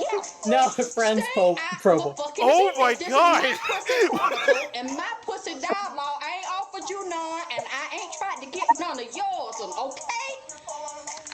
Oh my god! This ain't no candy store, not for you. You know what? I don't even want to talk to her no more. I don't even want to talk about it. I'm through. Thank you for watching Ask Alexis. We're going to come back with some more important shit in a minute. This is about where we can stop watching, Matty. All right. Taffy ho, the Laffy Taffy ho, the Laffy, what's up? What's happening? Let's go. She's so determined on that Laffy Taffy metaphor, but she keeps failing to pull the actual taffy. You believe that shit? Bitch said I like pussy. But I don't like hers though. From what I heard, this shit stank. Did you see her on that fucking video? She said you was cheesy, but she was in the shower and had. I have been thinking the whole time about how I just want to make like a 9-minute long house track that just plays this whole vocal over the entire thing. Some weave out. And then had the nerves to call me out. Singing a church song. And then had the nerves to call me out on the website, telling Still me pulling that about taffy. myself. And then got the nerve to say that was in my bathroom. I would never Oh, let she gotta nobody open a like new that one. use my Yep. bathroom. Oh boy. But anyway. What is she doing with all these little pieces of Laffy Taffy? I ain't bothered her. I'm up here just doing my video for my viewers, man, and my fan, and she gonna come up here and say this shit by me. Did her brain right here? Did her in the fire? She threw the taffy in the fire. She threw the taffy in the fireplace. Oh, she keeps just throwing the taffy in the fireplace. That's what she's doing with the fire, with the taffy, okay? What is she doing? What is she saying? You heard it live. Alexis K. Tyler, Ask Alexis, and the Fabulous Pro Bowl. Candy bitch. Candy brain. Hey. Oh my god, that was I hope you incredible. enjoyed that. Oh my god! But it did go by pretty fast. When she starts screaming about that this woman's never seen her pussy is about when I decided this is the best video ever. Yeah. Like, I couldn't tell if it was homophobic or not because it's just Not about the bio. Not a lesbos out down the no, bio. can't imagine I think it turned back around once she gets to the and if I was, you wouldn't get none of this. Then I'm like, all right, you're fine. That's what saves it. It's like even if I was, I'm not sure if it's ethical player hating, but it's not unethical player hating. So when she goes, "Oh my god," with the song is so fucking good. I love that video. I'm so glad I got to finally share it with y'all. All right, speaking of candy. Oh yeah. Speaking of candy and Hayden assholes. This was another one of those songs that I really wanted on my MP3 player, but my dad was like adamant that I could not have it on there because he's like, it's inappropriate. Of course. Even as a kid, I was like, this song is nasty. Parents are right. Yeah. This song is filthy. I didn't get it. It's really great how the chorus is like filthy, but like it's insinuating, and then immediately in the verse, 50 Cent is like, "Let me be clear, I'm talking about my dick." Like let's be very clear that this is like X-rated, even though the metaphor was already barely a metaphor. By the way, my main thought with this I will also add here that I said I wanted this on my MP3 player. I only wanted this on my MP3 player because I only heard like the chorus version that was in a Weird Al song. Yes, the polka. I know exactly what you're talking about. Oh my god. Yes. And he made it sound so like not so catchy. Filthy. Yeah, so whimsical. And I'm like, this song sounds awesome. And my parents were parenting here and not letting me sing along with this because. One of the greatest things to be associated with the song is, so pay attention to the production by one Scott Storch. Yes. And the tweet by Zach Fox, what he said is, the candy shop beats sound like a snake with allegations made it. And when you read that and you listen, you're like, yeah, that makes sense. And then he even followed up with, I'm picturing a cobra with Terrence Howard's facial hair hovering over an NPC. It does kind of sound like he searched in like a sound library for like Middle East and picked the first thing, I mean, that's a lot of fucking Scott Storch's beats are basically that. This is Baby true. Boy was just that. Like that was just what he did. It is a good. But, it is a really you make good me want it beat. with like Candy Kiss and Mariah Carey is also. Yeah. The little sub bass hit on it is very nice. Like the strings are good, but it's that bass thing is great. It is a very catchy beat. I have a question. Yes. Who the fuck is Olivia? So Olivia she was gonna be essentially like the first lady of G Unit. Like that was like the first female artist he signed. She was gonna have like a whole thing, and then that just didn't happen. Oh, she did Biz Ounce. Okay. Yeah. But like she would like be all over the fucking G Unit music videos, and then she'd be like the female vocalist on those things. But yeah, again, she had an album that was gonna happen, and then I don't know what happened after that. Oh, we got shelved. I mean, it's tough SEO. Yeah, her second album got shelved, then leaked a year later. To the internet area when your name is Olivia, that's a pre-internet name choice. And then after that, she went on Love and Hip Hop New York. Oh, of course. Likely place for her to be. So my gift for this one is short. We've all talked about the fact that this song is filthy and nasty. So here's a high school band playing it. Oh my god! Oh, in 2023. Yes. I will say though, few people in music history have ever had a better voice for saying nasty. It's the real HR meme, when other people in this playlist say it, I'm upset, but when 50 Cent says it, I don't mind. Yeah. I don't mind. This sounds so fucking bad. No, this sounds good. What are you talking about? This is awesome. The backing beat is out of tune. Yeah, the drums are really off. It's a high school band. It's a high school band. They're getting graded on a curve. Yeah. If this was a fucking like HBCU, then I'd be like, what happened? Yeah. They would also never let it get to this quality. Mm-hmm. I genuinely want to know who pitched this and how... Oh, the saxophones are getting down. No one clapped or cheered. Yeah. That was it. Well, there we go. There's Candy Shop by 50 Cent.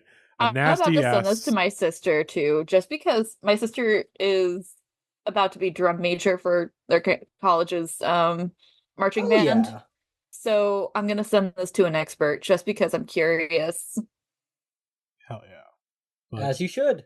If I get a response back, I will let you know.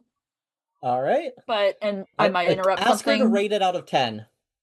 All right, everyone, it's time. Bow down to the king. I just want to say, yes. Matty, sorry.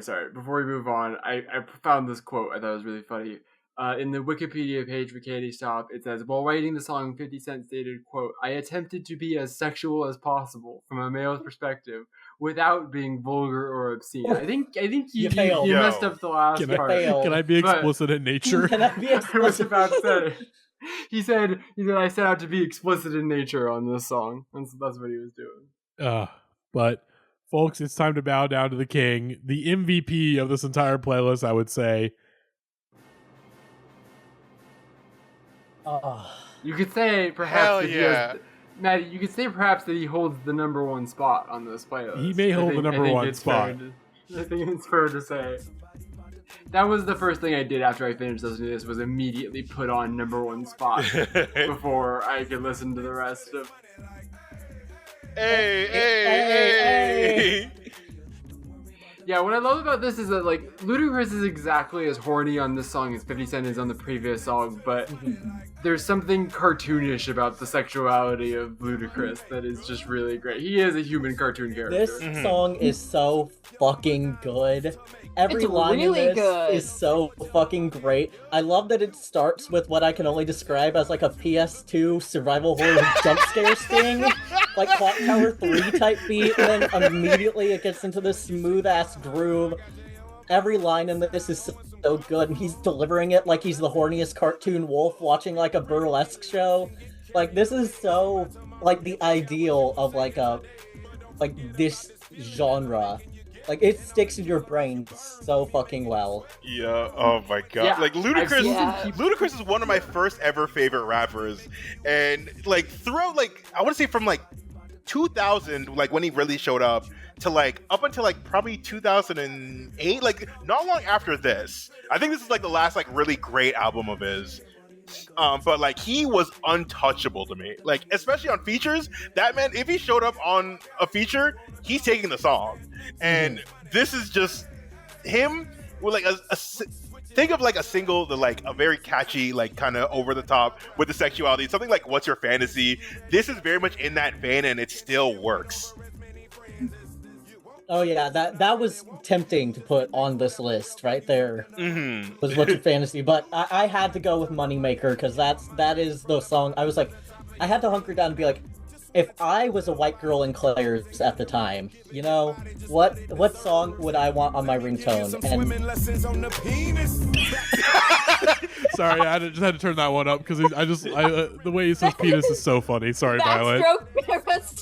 Stroke of a genius. Yeah, my God. And I stay harder than a cinder block, man.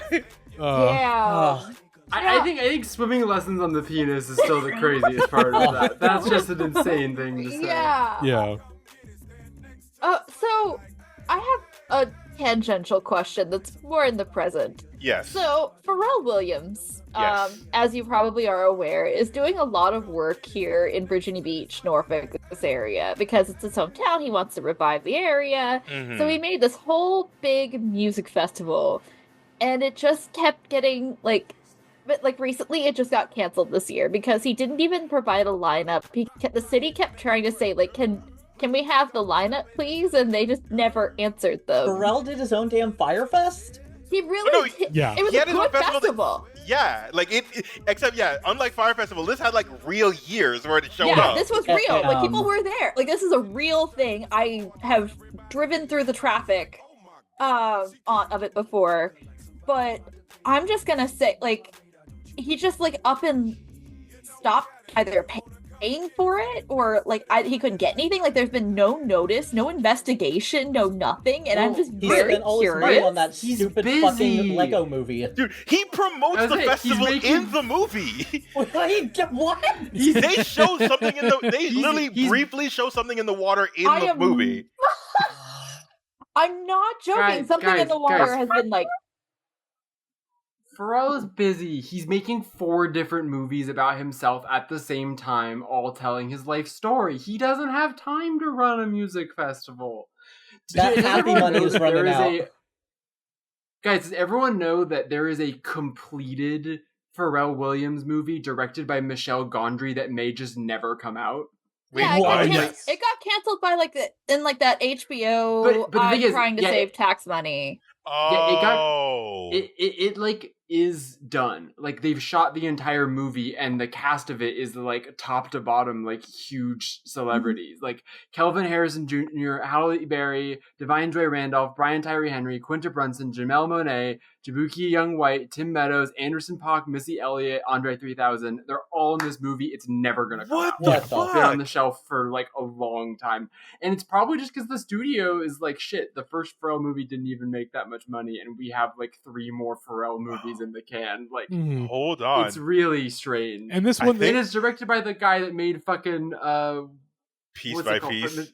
Yeah, Michel Gondry. Oh, Michel Gondry. Eternal Sunshine. Eternal Sunshine. So the movie is called Golden. It was a biopic set in 1977, inspired by Pharrell's life. So probably him as like a teenager. Golden was scheduled to be released in the United States on May 9th, 2025 by Universal Pictures. Although it completed filming in 2024, its release was officially canceled in February 2025, with no plans from Universal to sell it to other studios for completion and distribution. The reported cause for the cancellation was a unanimous agreement between Gondry, producers Williams, Mimi Valdez, and Gil Netter that the film did not live up to their expectations. So this isn't even like Universal being like, we need to can this to, save money on taxes or whatever. It's like this is so bad that none of us want to put our name on. Pharrell Williams, who greenlit like 7 movies about himself, was like, no thank you. Yeah. We don't need people to see this thing that like 12 of the most famous Black people are in. Like, it's just crazy. Yeah, I just put a link in the chat to a news story about it from like our local paper, or our local media. But it's like, what on? I still don't quite understand. This is all back in January, and nobody has said a word, and nobody has even investigated or asked the question of why has this not happened.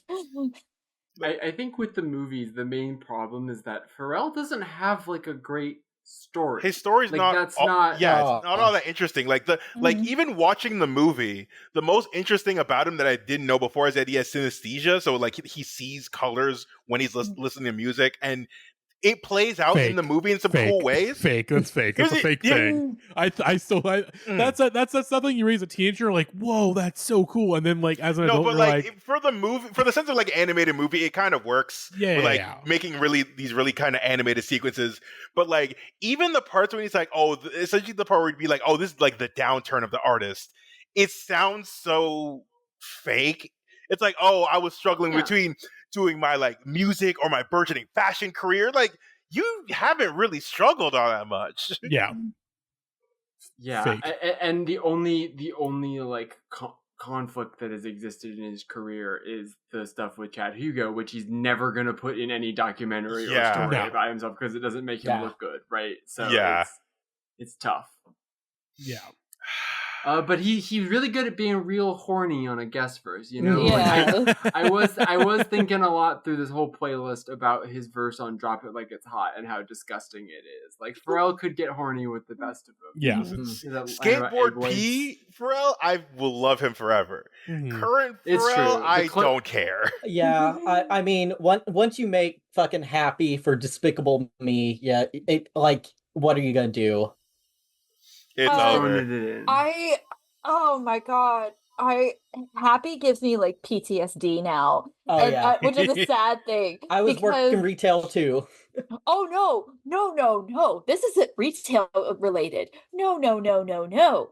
As I'm from Virginia Beach. And so I went to high school in Virginia Beach. That's right. So when it came out, and like for some reason there was like some like fake holiday that my high school decided that they were gonna celebrate, and they made like this video of all the teachers dancing in the hallway to Happy, and they were so proud of it that all day while you're walking through the hallways, while you're sitting in lunch on loop, you just heard because I'm happy, and I'm like, I'm ready to, and like by the end of the day, I'm like ready to just insert really redacted, that is such a teacher song. Really redacted beep here, because it's like, oh my god, it was like it's torture. And like that's the things that they would do in Abu Ghraib, it feels like.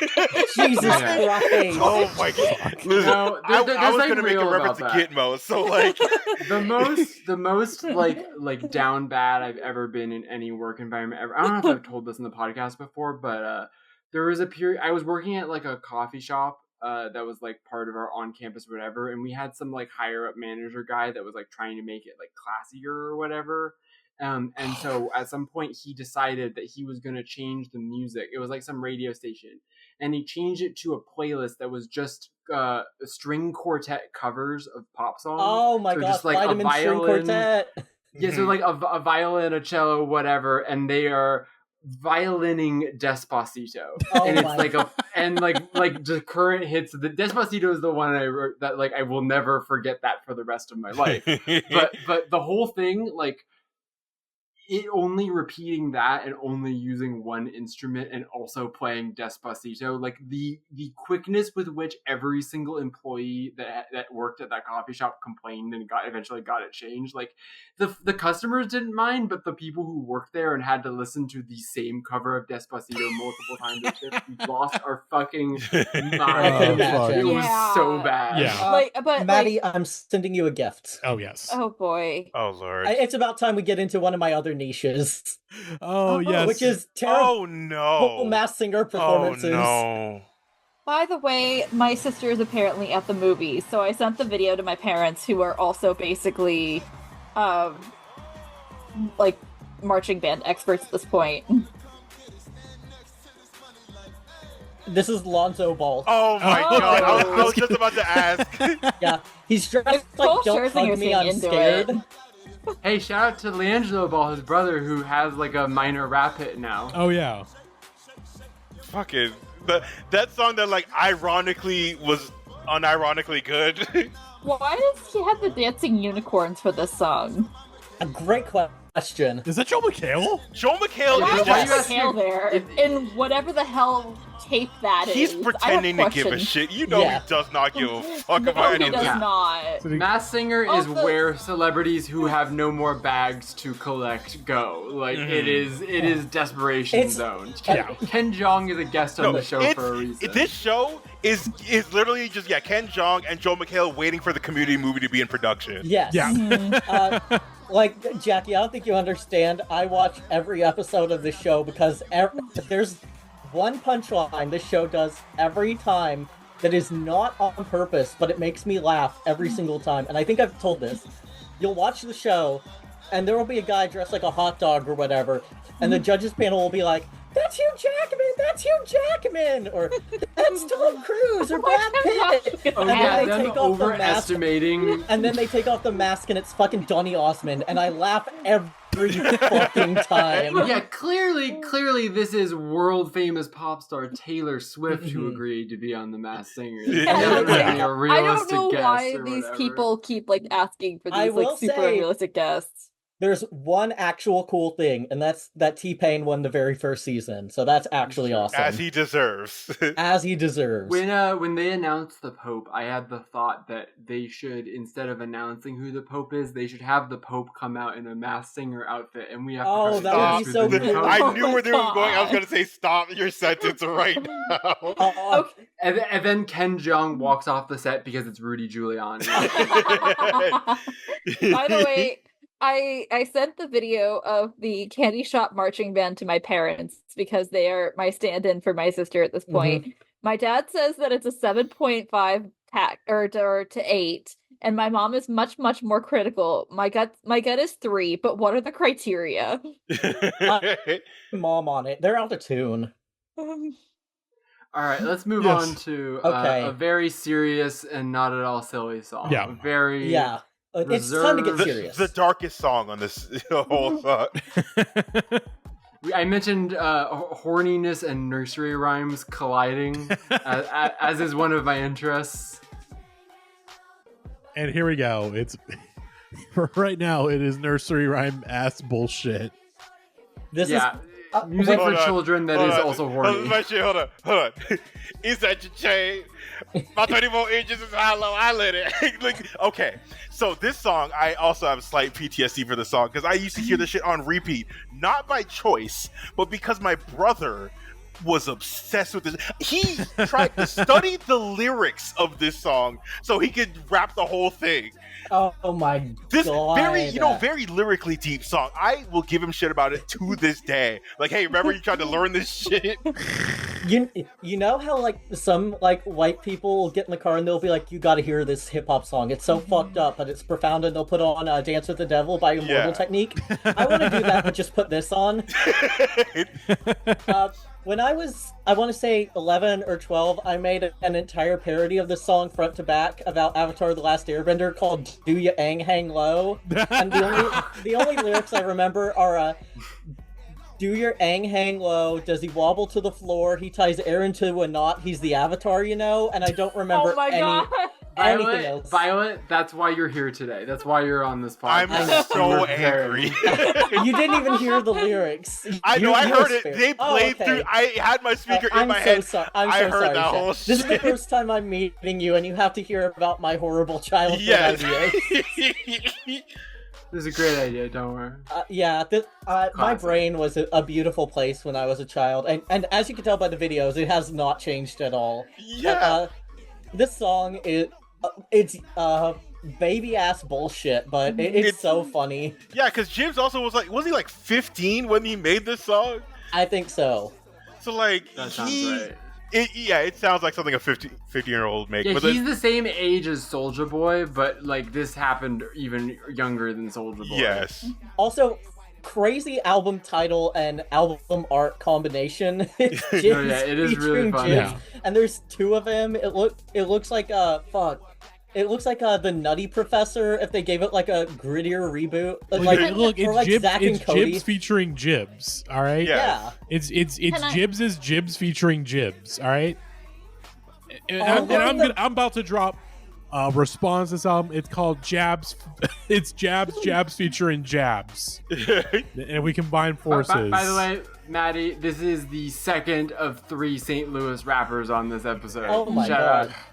St. Louis held down the Snap ringtone rap. He's a Nepo baby. Oh, he is? Not a baby, Nepo brother. Oh, his brother is DJ brother? Beats. Okay. who does stuff for Nelly and Chingy? So he's sort of like. So he's kind of it's like a Rockwell kind of situation, you know. Yes. Very much a Rockwell kind of situation.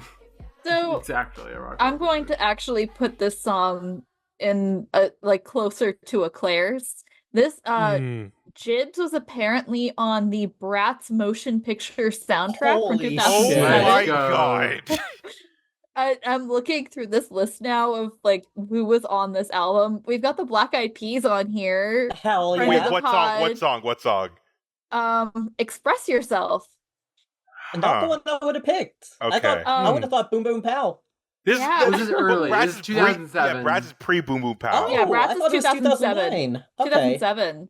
But Jibbs' song is called Go Go. Who knew? We also have Ashley Simpson and Orianthe. Oh, of course. Chelsea Staub. Who? Who? Staub? I need to look. I've heard that name before. Who? Oh, they literally have 2 songs. Never mind. Okay. And then Lifehouse. Of course. Okay. Yeah. And Ashley Simpson. Did I mention her already? Yeah. Yes. Yeah. Okay, Slumber Party Girls. What? Who the fuck are the Slumber Party Girls? It's like they put like 4 real bands and then a bunch of like, oh, no, okay, we need to. We're trying to bring up this label. This was the first AI album. Yes. NLT. Who the fuck is NLT? I mean, Chanel Parrish. No. Okay. Chanel Parrish. I opened up her Spotify page, and her picture looks like a Amish romance novel cover. Jesus Christ. Brick and Laced. I don't know. Who are these people? Who Not the real. shit? Prima J. Jackie, this gift is actually for you. This is more of a gift for you than it is Matty. Let's go. I think you'd like this. Oh. All right, we have this is Finger Dubstep Fastest Tutting Dance Chain Hang Low Creasley and AFK Remix. Jackie's face I will already. say there are a lot of things that have improved about American club music culture in the last decade. I miss these motherfuckers. I miss these Jabberwockies motherfuckers doing light shows on their glow hands. I remember this fucking we need to remix. Bring this back. Yeah, this is not going to play to the audio listeners at all, so sorry. Yeah. This is gang signs for white people. Yeah. He's kind of crushing it. Yeah. I like these in a swivel chair. Yeah, we are watching, let's see, a southeastern teenager with in a crazy ass hair. Giant hair, just giant hair. Yeah, good for him. And those big nerd glasses from like 2009 that were huge. Because everyone's like, I want to be a nerd. Yeah, this is the most swagged out nerdy teenager. He looks like the cartoon Ray William Johnson in his cartoon band. Oh my god. Yeah. He looks like your favorite Martian. This is very indicative to me, though, of like how I encounter a lot of this music, because a lot of this stuff like was not. I was not in the club in 2008, as it were, due to being a child. So like a lot of this music existed as like throwbacks that were played in DJ sets. You know, like a lot of these songs would be like a rap song that would get dropped by like Bauer or Earl Grime or whatever, like that kind of like early throwbacks. Dude, because there's a video that went viral years ago of like this dude, I think it's like a World of Dance video that someone danced to this exact song. And let me find the name of the fucking dancer. But I remember watching that, and that blew up. My mom loved that video, and I was like, all right. Dance. Let's keep it moving. Yeah. We gotta talk about Chingy. Yeah. Okay, the dancer, I found the dancer's name is Fiction. And like FIK-SHUN. Oh, I think I remember. Yeah, I remember that's Fiction. 122 million views on that video. Was so yeah, he we like don't a need So to watch You it. Think You Can Dance guy? Yes. Yeah, that sounds about right. Yeah, I know who that is. Okay. Yeah. Sick. So let's talk about the longest song of all time. Song. The longest song of all time from Chingy, Ludacris, and Snoop Dogg. This is Holiday Inn. Masterpiece. Much like the Hotel California, you can go to the Holiday Inn, but you can never leave. You are trapped in the Holiday Inn forever. I want to tell a story from my pre-transition when I was still a drag queen. I always said that the perfect drag number would be getting a drag king to come out and do a performance with me dressed as Jack and Wendy Torrance from The Shining to this song, doing the call and response in the chorus, because I think that would be fucking incredible. That would be really my good. god. This song, I'll be straight up, this song fucking rules. I was a big Chingy guy, like, growing up. I know this is like the follow-up to Right There, and this was like, okay, no, he's in my mind. I'm like, oh, Chingy's here to stay. He didn't stay that long. He stayed for like one more album and like a couple more years. But still, this so undeniable. And again, when I was talking about Ludacris and his feature here is so good. And it has some of the worst lines I've ever heard, but like, it's so good. Under no circumstances can you hand it to some of the things that get said in the song. The first line he says, notably by Ludacris. The first line in Ludacris' verse is the most deranged thing ever. Yeah, but like, I wanted to bring this up earlier.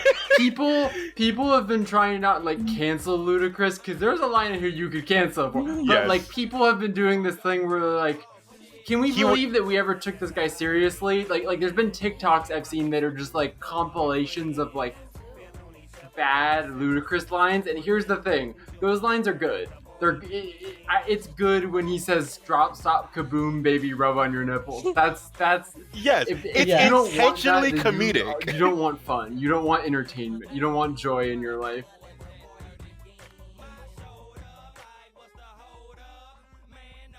Some call him Mr. Wiggles. Far from little, make your mammary glands jiggle. It's great. We do not have to hand it to him saying the thing he says at the end of that verse, but this is a fun song. I really like the song. I will admit. Yes, it's very silly.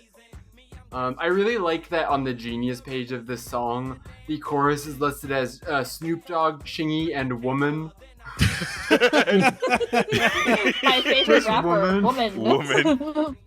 Hey, listen, you ever got that new Woman mixtape? Goes crazy. I like Women, the band. Women. Holidae. Even just the delivery of Holidae. Like, that is burned into my memory. I will literally do that. I've done that for... Wait, how old is this song? This is from 2004? 2003. So for like 22 years I've been doing this, doing that thing just offhandedly. Like, it's brain chemistry. Yeah, it is a real head empty sort of song. My weird monkey brain is also going hotel, motel. Make your memory make your memory glands jiggle. All right. We need to. I'm gonna turn up the volume real quick. Yes, we gotta please. listen to Ludaverse. Silence for Luda. Yeah.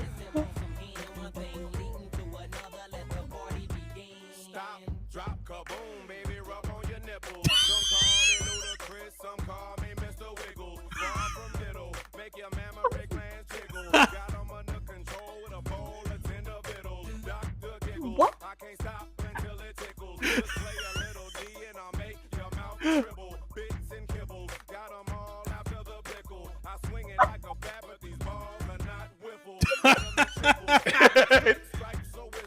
These balls are not wiffle. Incredible.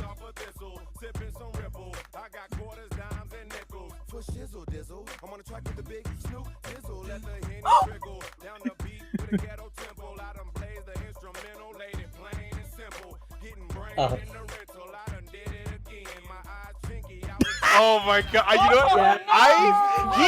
He was doing so good until the end. It was like, all right, these are some crazy ass bars. These are funny. And like legit, like actually, like even with the ridiculousness, he's keeping the same rhyme scheme the whole time. You're like, this is fucking sick. And then that happens. You're like, you stumbled at the finish line. I can excuse Ludacris calling himself Mr. Wiggles, but I draw the line at Chinese racism. It's not what we needed in the song. I also really like the part in the outro where Snoop Dogg said, "We chillin' and nuttin'." Loaded.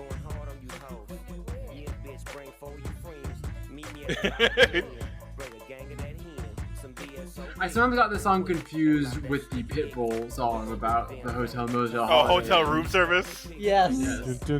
Another song that is egregiously horny. You can't outrun the pimpin'. You can't outrun the pimpin' bitch. I done told you.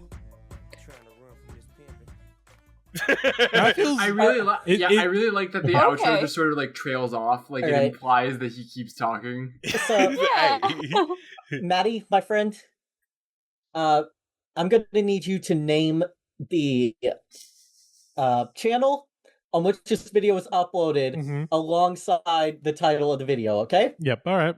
Oh, no. All right. First off, I just want to say Holidae In is a banger. Matty may say it's the longest song ever, but I'm honestly, I've grown again. The funny thing is that I should be hating this song more after the line that we heard, but I actually have grown to appreciate Holiday In aside from the Chinese racism. That is not good or cool. All right. So Matty, remember, username and title. Yeah, of course. All right, let's see. This comes from Crack027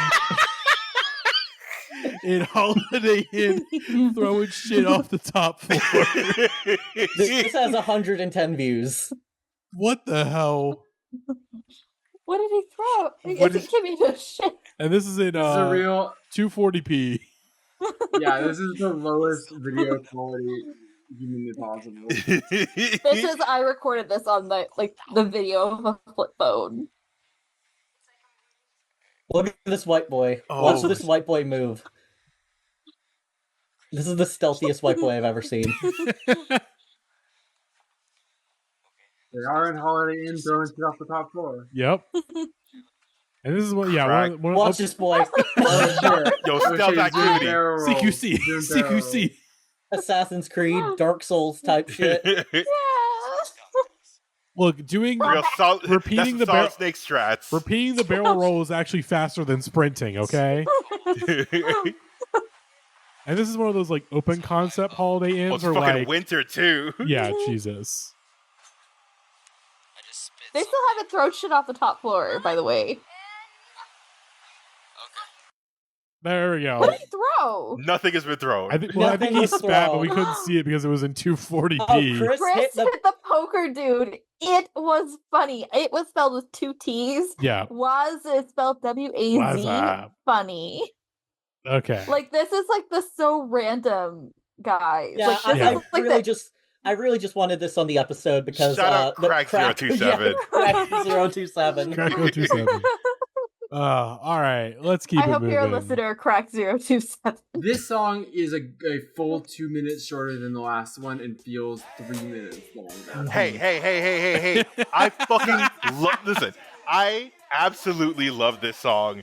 R.I.P. to DJ Unk, because he just passed away very recently. Oh shit, really? Yeah, I was gonna say he was the person I was talking about earlier, where I googled Unk rapper and it was like, what happened to Unk? He had a heart attack. Yeah, earlier this January. D4L also has passed away. D4L passed.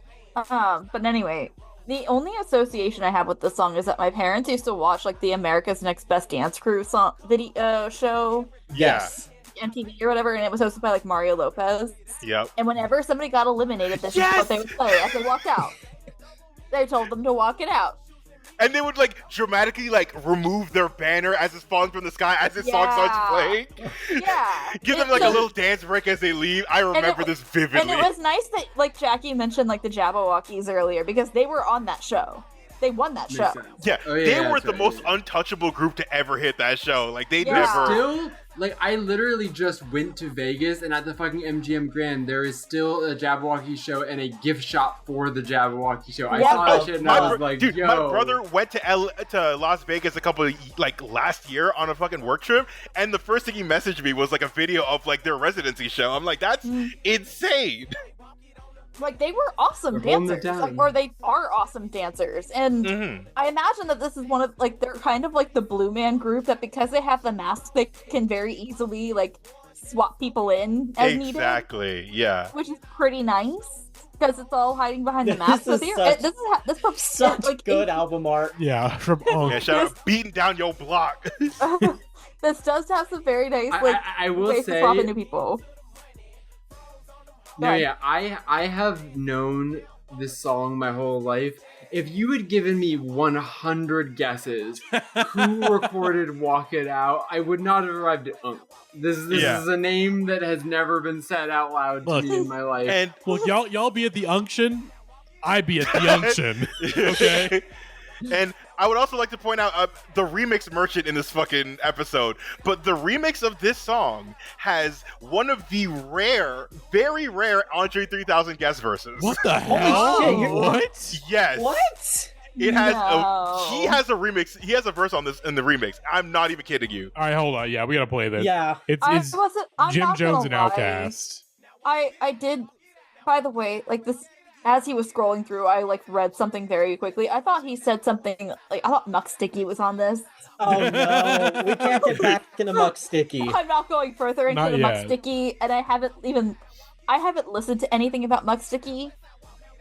But I just read it quickly, and those are two words that God did not tend to put together. Them Franchize boys were Unk's high school classmates? I guess so. What? Sure.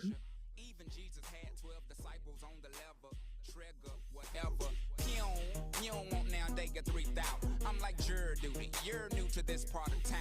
Your white tee will to me look like a nightgown.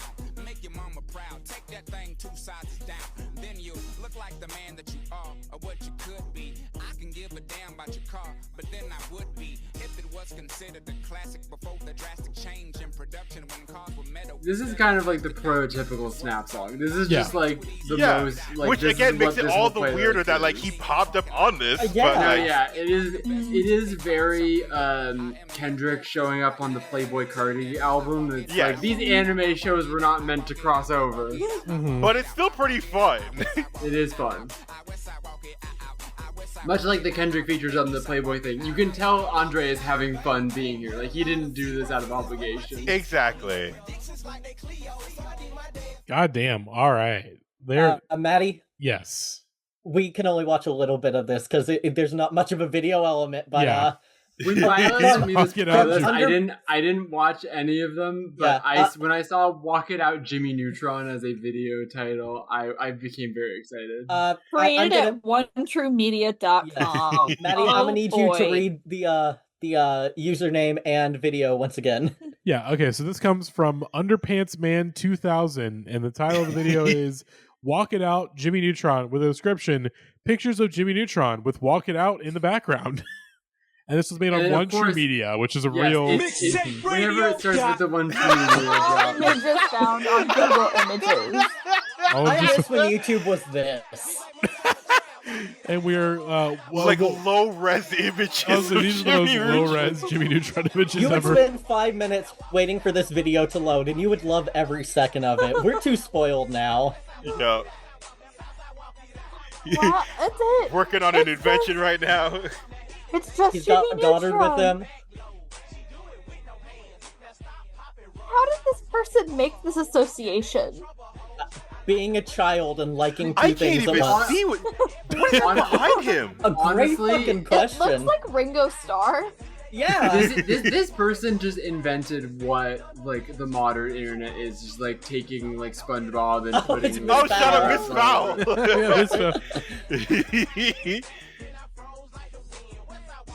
All right, let's see. This is not great podcast content, but Walk It Out, Jimmy Neutron. Yeah, visual bit on an audio podcast, and then the title card of the show.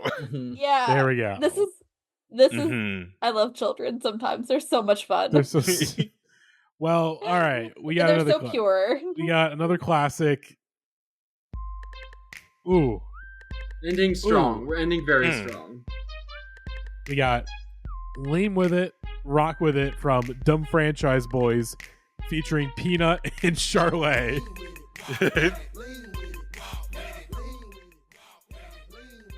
What is there to say?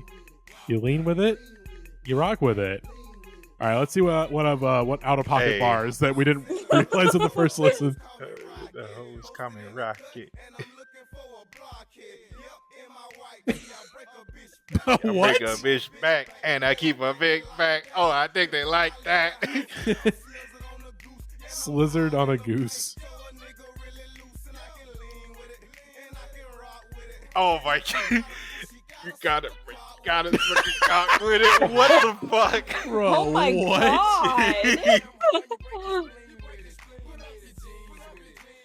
You rock so damn hard you break your spleen with it? Yeah. What?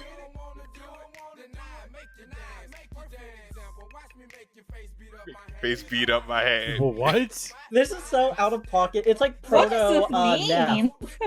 With the franchise boys. Okay. I can't even tell if this is like misogynistic or not because it makes no sense. Okay, so I have another MC DJ remix. I was gonna say, here's the thing. He did this, and he mixed this up with fucking Belle and Sebastian. What? That is exactly what Donald Glover. Yes, that does not surprise me. That sounds like Donald Glover's whole thing. I'll say this: it's like, not as good. It's not as good as the Laffy Taffy one, but I still enjoyed quite a bit. Mm-hmm. I'll put it in the thing. Can I one up you real quick? Yes. I have something I learned about while researching for this episode. This is a licensed mashup. This is an official one. Yes. Homemade. Yes. This is a collaboration between Korn and Dem Franchize Boyz. Okay, This is the Jay-Z Linkin Park that they don't tell you about in school. This is people's history of the United States. Jay-Z and Linkin Park. Okay, let's. Okay, I ain't fat. Lean back. Okay. All right. Give it a nice shout out to Fat Joe. All right, here we go. Oh, here we go. Hey, what's happening? Yeah. Is that the origin of like that phrase, that cadence? I don't think so. I don't think so. I think they're just taking that.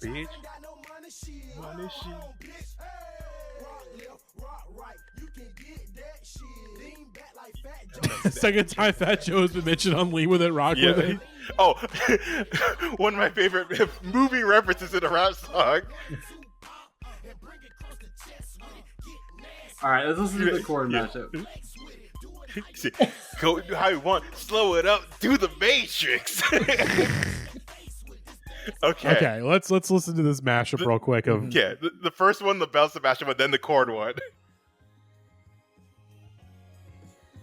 Okay.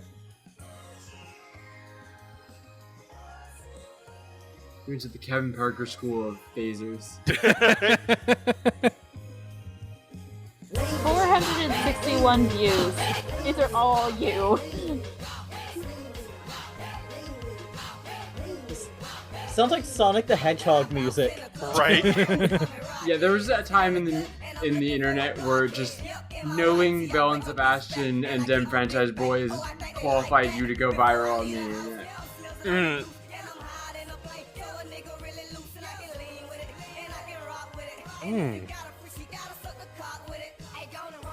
That's still such a crazy bar. It's such a wild line.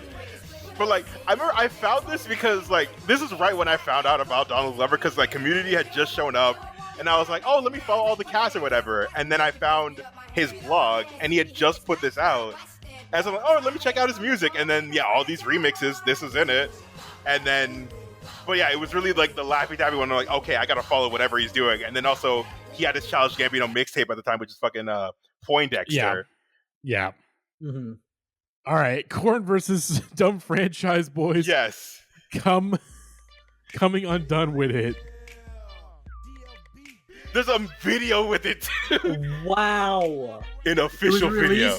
On the DVD of Korn's Chopped, Screwed, Live, and Unglued. This is the official remix of both songs. Okay, this is just We Will Rock You right now with the drums. I do like how this is functionally not different at all from a rave DJ. You could just tell me this was a rave DJ and be like, wow, that's actually a pretty good one. Apparently the mashup has new parts by both groups exclusively recorded for the song. So wait, did they re-record this or no? I think they maybe add one part where they say Dem Franchize Boyz and Korn or whatever. You know what I mean? Yeah. They didn't re-record most of the song, but they just gave the stems or whatever and said one new line. Yeah.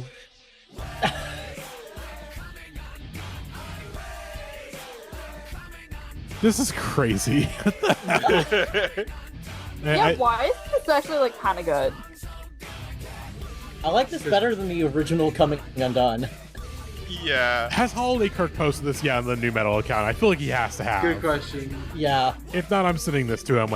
I'm texting this to him right now. I'm gonna go ahead and text him this right now. Apparently, the mashup was produced by Jane Dupree and one of the guys from The Matrix, and was first released on AOL in April 2006. That's why nobody watches fucking AOL Blast, because of shit like this. I think of it as a cosmic gumbo. Okay, I think we've had enough of coming undone with it. That's crazy. Yeah, honestly, this can work as the gift. This is better than what I had. Yeah, good lord. What was the gift? It was just a lame like sketch about how when people's phone ring and it's Lean With It, Rock With It, everyone dances. Oh, okay, yeah. It's not very funny. That was better. Well, yeah, that was better. Well, in that case, this is a song I still quote to this day, and I'm really annoying with it. And I'll do it while I'm like smacking my boyfriend's butt or something like that. Yeah. In case you haven't already figured it out, our final song of the playlist is Miss New Booty from Bubba Sparxxx, featuring Ying Twins and Mr. Collipark, who really was like the godfather of ringtone he was rap. A fixture. Dude, fucking Soulja Boy alone, he's the one who really brought him to Providence. Yeah. Exactly. Also, this might be the best song on the playlist, I would say. I was gonna say, it's one of... I think I'm still on Moneymaker, but... Moneymaker's great. This is up there. I think the thing I like most about it is the production is so good, and I like that there's both the siren sound, but also in the chorus, there's the sound of like a car backing up, which is clever because it's a song about backing the thing up. You know? I gotta ask. I didn't know that Bubba Sparxxx was white. that is the whole thing about Bubba Sparxxx. He's one of those. He's white. Yeah, he's white. And not just white, he's a full-on like redneck and everything. Yeah. I opened the Spotify page and it's like the most like white boy looking redneck, and there's like two other guys with him, like what, or maybe it's the same guy, I can't tell. But like wearing a cowboy hat and overalls, but like he also has a grill. Yeah, he's up there with Despot on probably has received the most he's whites over the course of his life. Like he's in the he's white Hall of Fame. Yeah. And not just he's so certified with like he's in Def Jam Fight for New York. He's a playable fighter. Yeah. Yeah, that's like Bubba Sparxxx has he's sort of like Paul Wall, where it's like he has occupied that role for so long that it's like wrapped around to like actual cred, you know? We're about to get into same fucking song again territory, which is why it's on here. Yeah. Shaking like, oh god. I mean, look, when you can't say molasses around these parts because that reminds me of the Destroyer podcast that we did. I think it was the Indieheads retrospect episode we did. Oh yes. Where Alex recited the Great Molasses Flood story for the first 10 minutes. I miss Alex.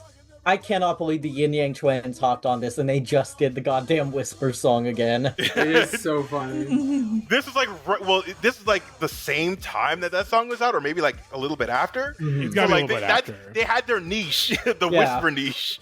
And like I like this song, but I always preferred his first single, Ugly. That to me was like the definitive Bubba Sparxxx song. It's just this one was more, it's catchier. So that was obviously gonna it was gonna lean more into like the popularity. The Whisper song came out in March of 2005. This came out in November of 2005. Wow. Yeah. They did not wait any time at all to copy themselves. Like I said, that niche, they had to get it.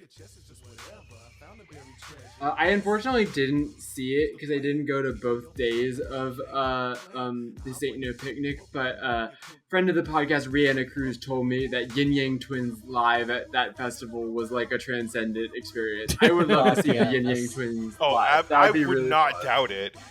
The amount of hits that they have, it's just like what, an hour? They could probably do an hour of just ass shaking and it'll still work. Exactly. Like, I did not expect the guy who sings Miss New Booty to look like this. He looks like I saw a picture in Discord. Like, this guy looks like he's about to tell me that that's like, something janitor. About like no, this guy's about to have a Thin Blue Line sticker on his truck or something like that. Yeah. and drive This like guy the should have biggest truck known to wraparound man. Oakleys. Yeah, it's All right. I've been watching ER for the first time, and he kind of looks like the charge guy from ER, the big tall big dude on that show. But like, if you did like the MS Paint crop but you cropped him out a little bit, But oh my god, there we go. Hold on, I didn't realize at one point he was signed to fucking Big Boy's label. He was signed to Purple Ribbon Records and a member of the formerly of Dungeon. He's in the Dungeon family. Yeah, he's legit. Bubba Sparxxx is legit. Like, again, one of those guys. I don't doubt that he's legit. It's insane to see. I mean, again, one of those guys that it's one of the most legit white boys to ever enter into rap music. He has a song with Timbaland. He was on Timbaland. He was Timbaland's the one who discovered him. Yeah. And Ugly, that's the way I'm talking about that. That was when he was on Things label. Yeah. And when he played Ugly, at the very end of the song was the beat for fucking Get Your Freak On by Missy Elliott. So it was like a preview of the song before it came out. Look at this album cover. Just sitting on a good. A car seat on the porch. I also deeply respect the choice to add the XXX at the end of his name. Yeah. It's so great. Out? He does have the dogs out. I choose Rhyme chose me. Like a nosebleed. Like, if you play this whole song, I will rap fucking quotes this whole fucking thing. Because this is Bubba's moment. I put my mother on it. Oh my god. But we have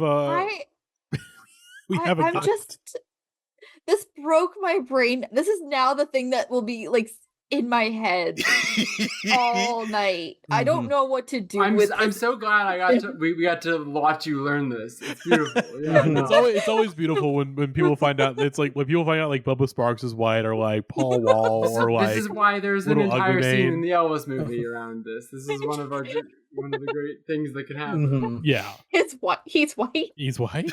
Here we go. We have from Psychopathic on YouTube from 16 years ago. It's Gurr New Booty, and it's just a video of Gurr from Invader Zim shaking his little booty while this New Booty plays. The entire video. Okay, no, there's other clips. It's a Gurr AMV for Miss New Booty. To Invader Zim clips. This is the culture I was raised on. Is Miss New Booty and Invader Zim. This is the white girl at Hot Topic. Yeah, this is the white girl at Hot Topic. Yes, we've triangulated it.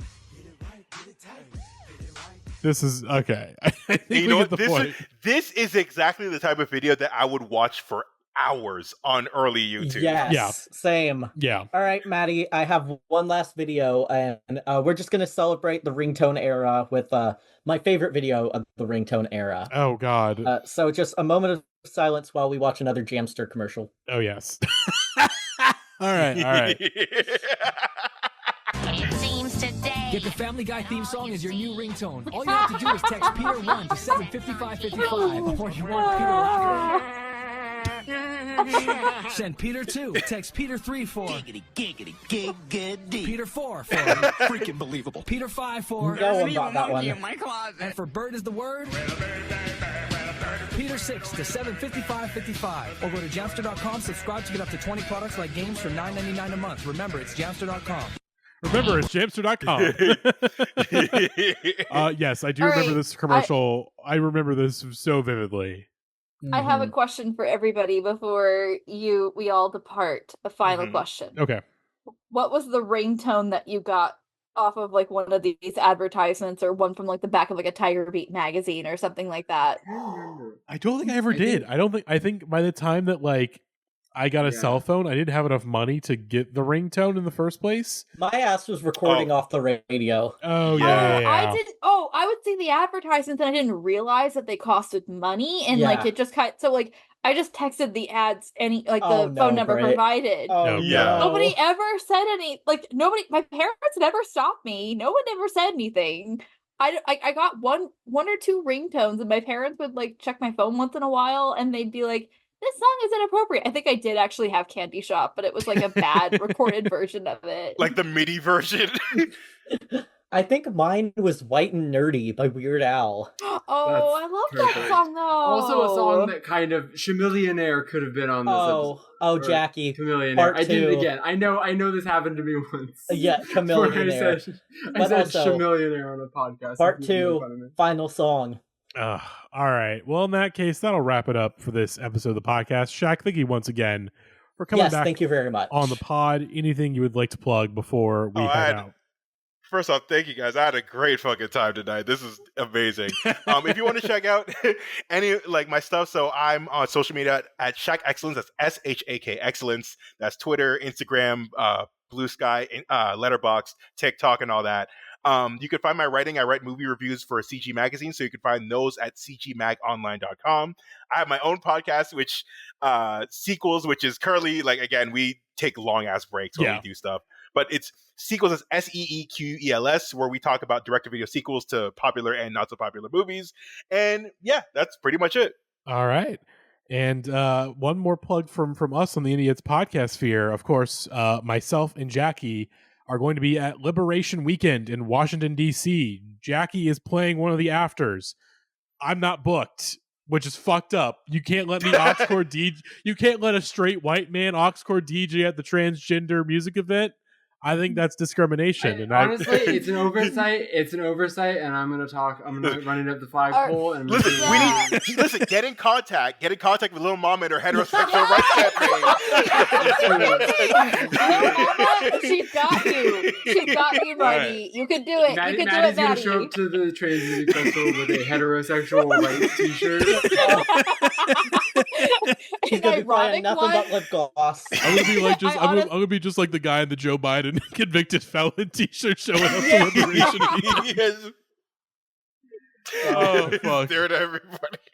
But yes, this has been a good one. I'll be there. I don't know. I'm just there to enjoy it and enjoy the vibes. But if Jael's like, hey, can you do break stuff live at karaoke? I'm like, you know what? Hey, I will do whatever the transgenders ask of me at Liberation Weekend. I mean, Matty, if you get the chance to steal an aux and you want to play that A Bay Saw theme mashup, I say go for it. Yeah. Well, yeah. I'll drop that as the closer in my set. Hell yeah. Yes. But otherwise, that's all we got to plug for the time being. We got a couple of good episodes coming up for y'all throughout the month of June, as I think this is going to be our last episode of May, if I have my timeline correct. We've got a busy June coming up for y'all before we get hopefully again an Indieheads podcast series is returning very, very soon, and we'll have more details about it when we get some things confirmed. So hey, if you missed our series, hey, one of our beloved series is coming back starting later on in July. But yeah, that'll do it for this episode. Thank you everybody for listening, and we will see you next time. Bye-bye. At the front door, girl, you don't know, so I'ma toss that Laffy Taffy, toss it, flip it and stab it, bust a couple and then get right back at it. Shake that Laffy Taffy, that Laffy Taffy, shake that Laffy Taffy, that Laffy Taffy, girl, shake that Laffy Taffy, that Laffy Taffy, that Laffy Taffy, that Laffy Taffy, girl, shake that Laffy Taffy, that Laffy Taffy, shake that Laffy Taffy, that Laffy Taffy, girl, shake that Laffy Taffy.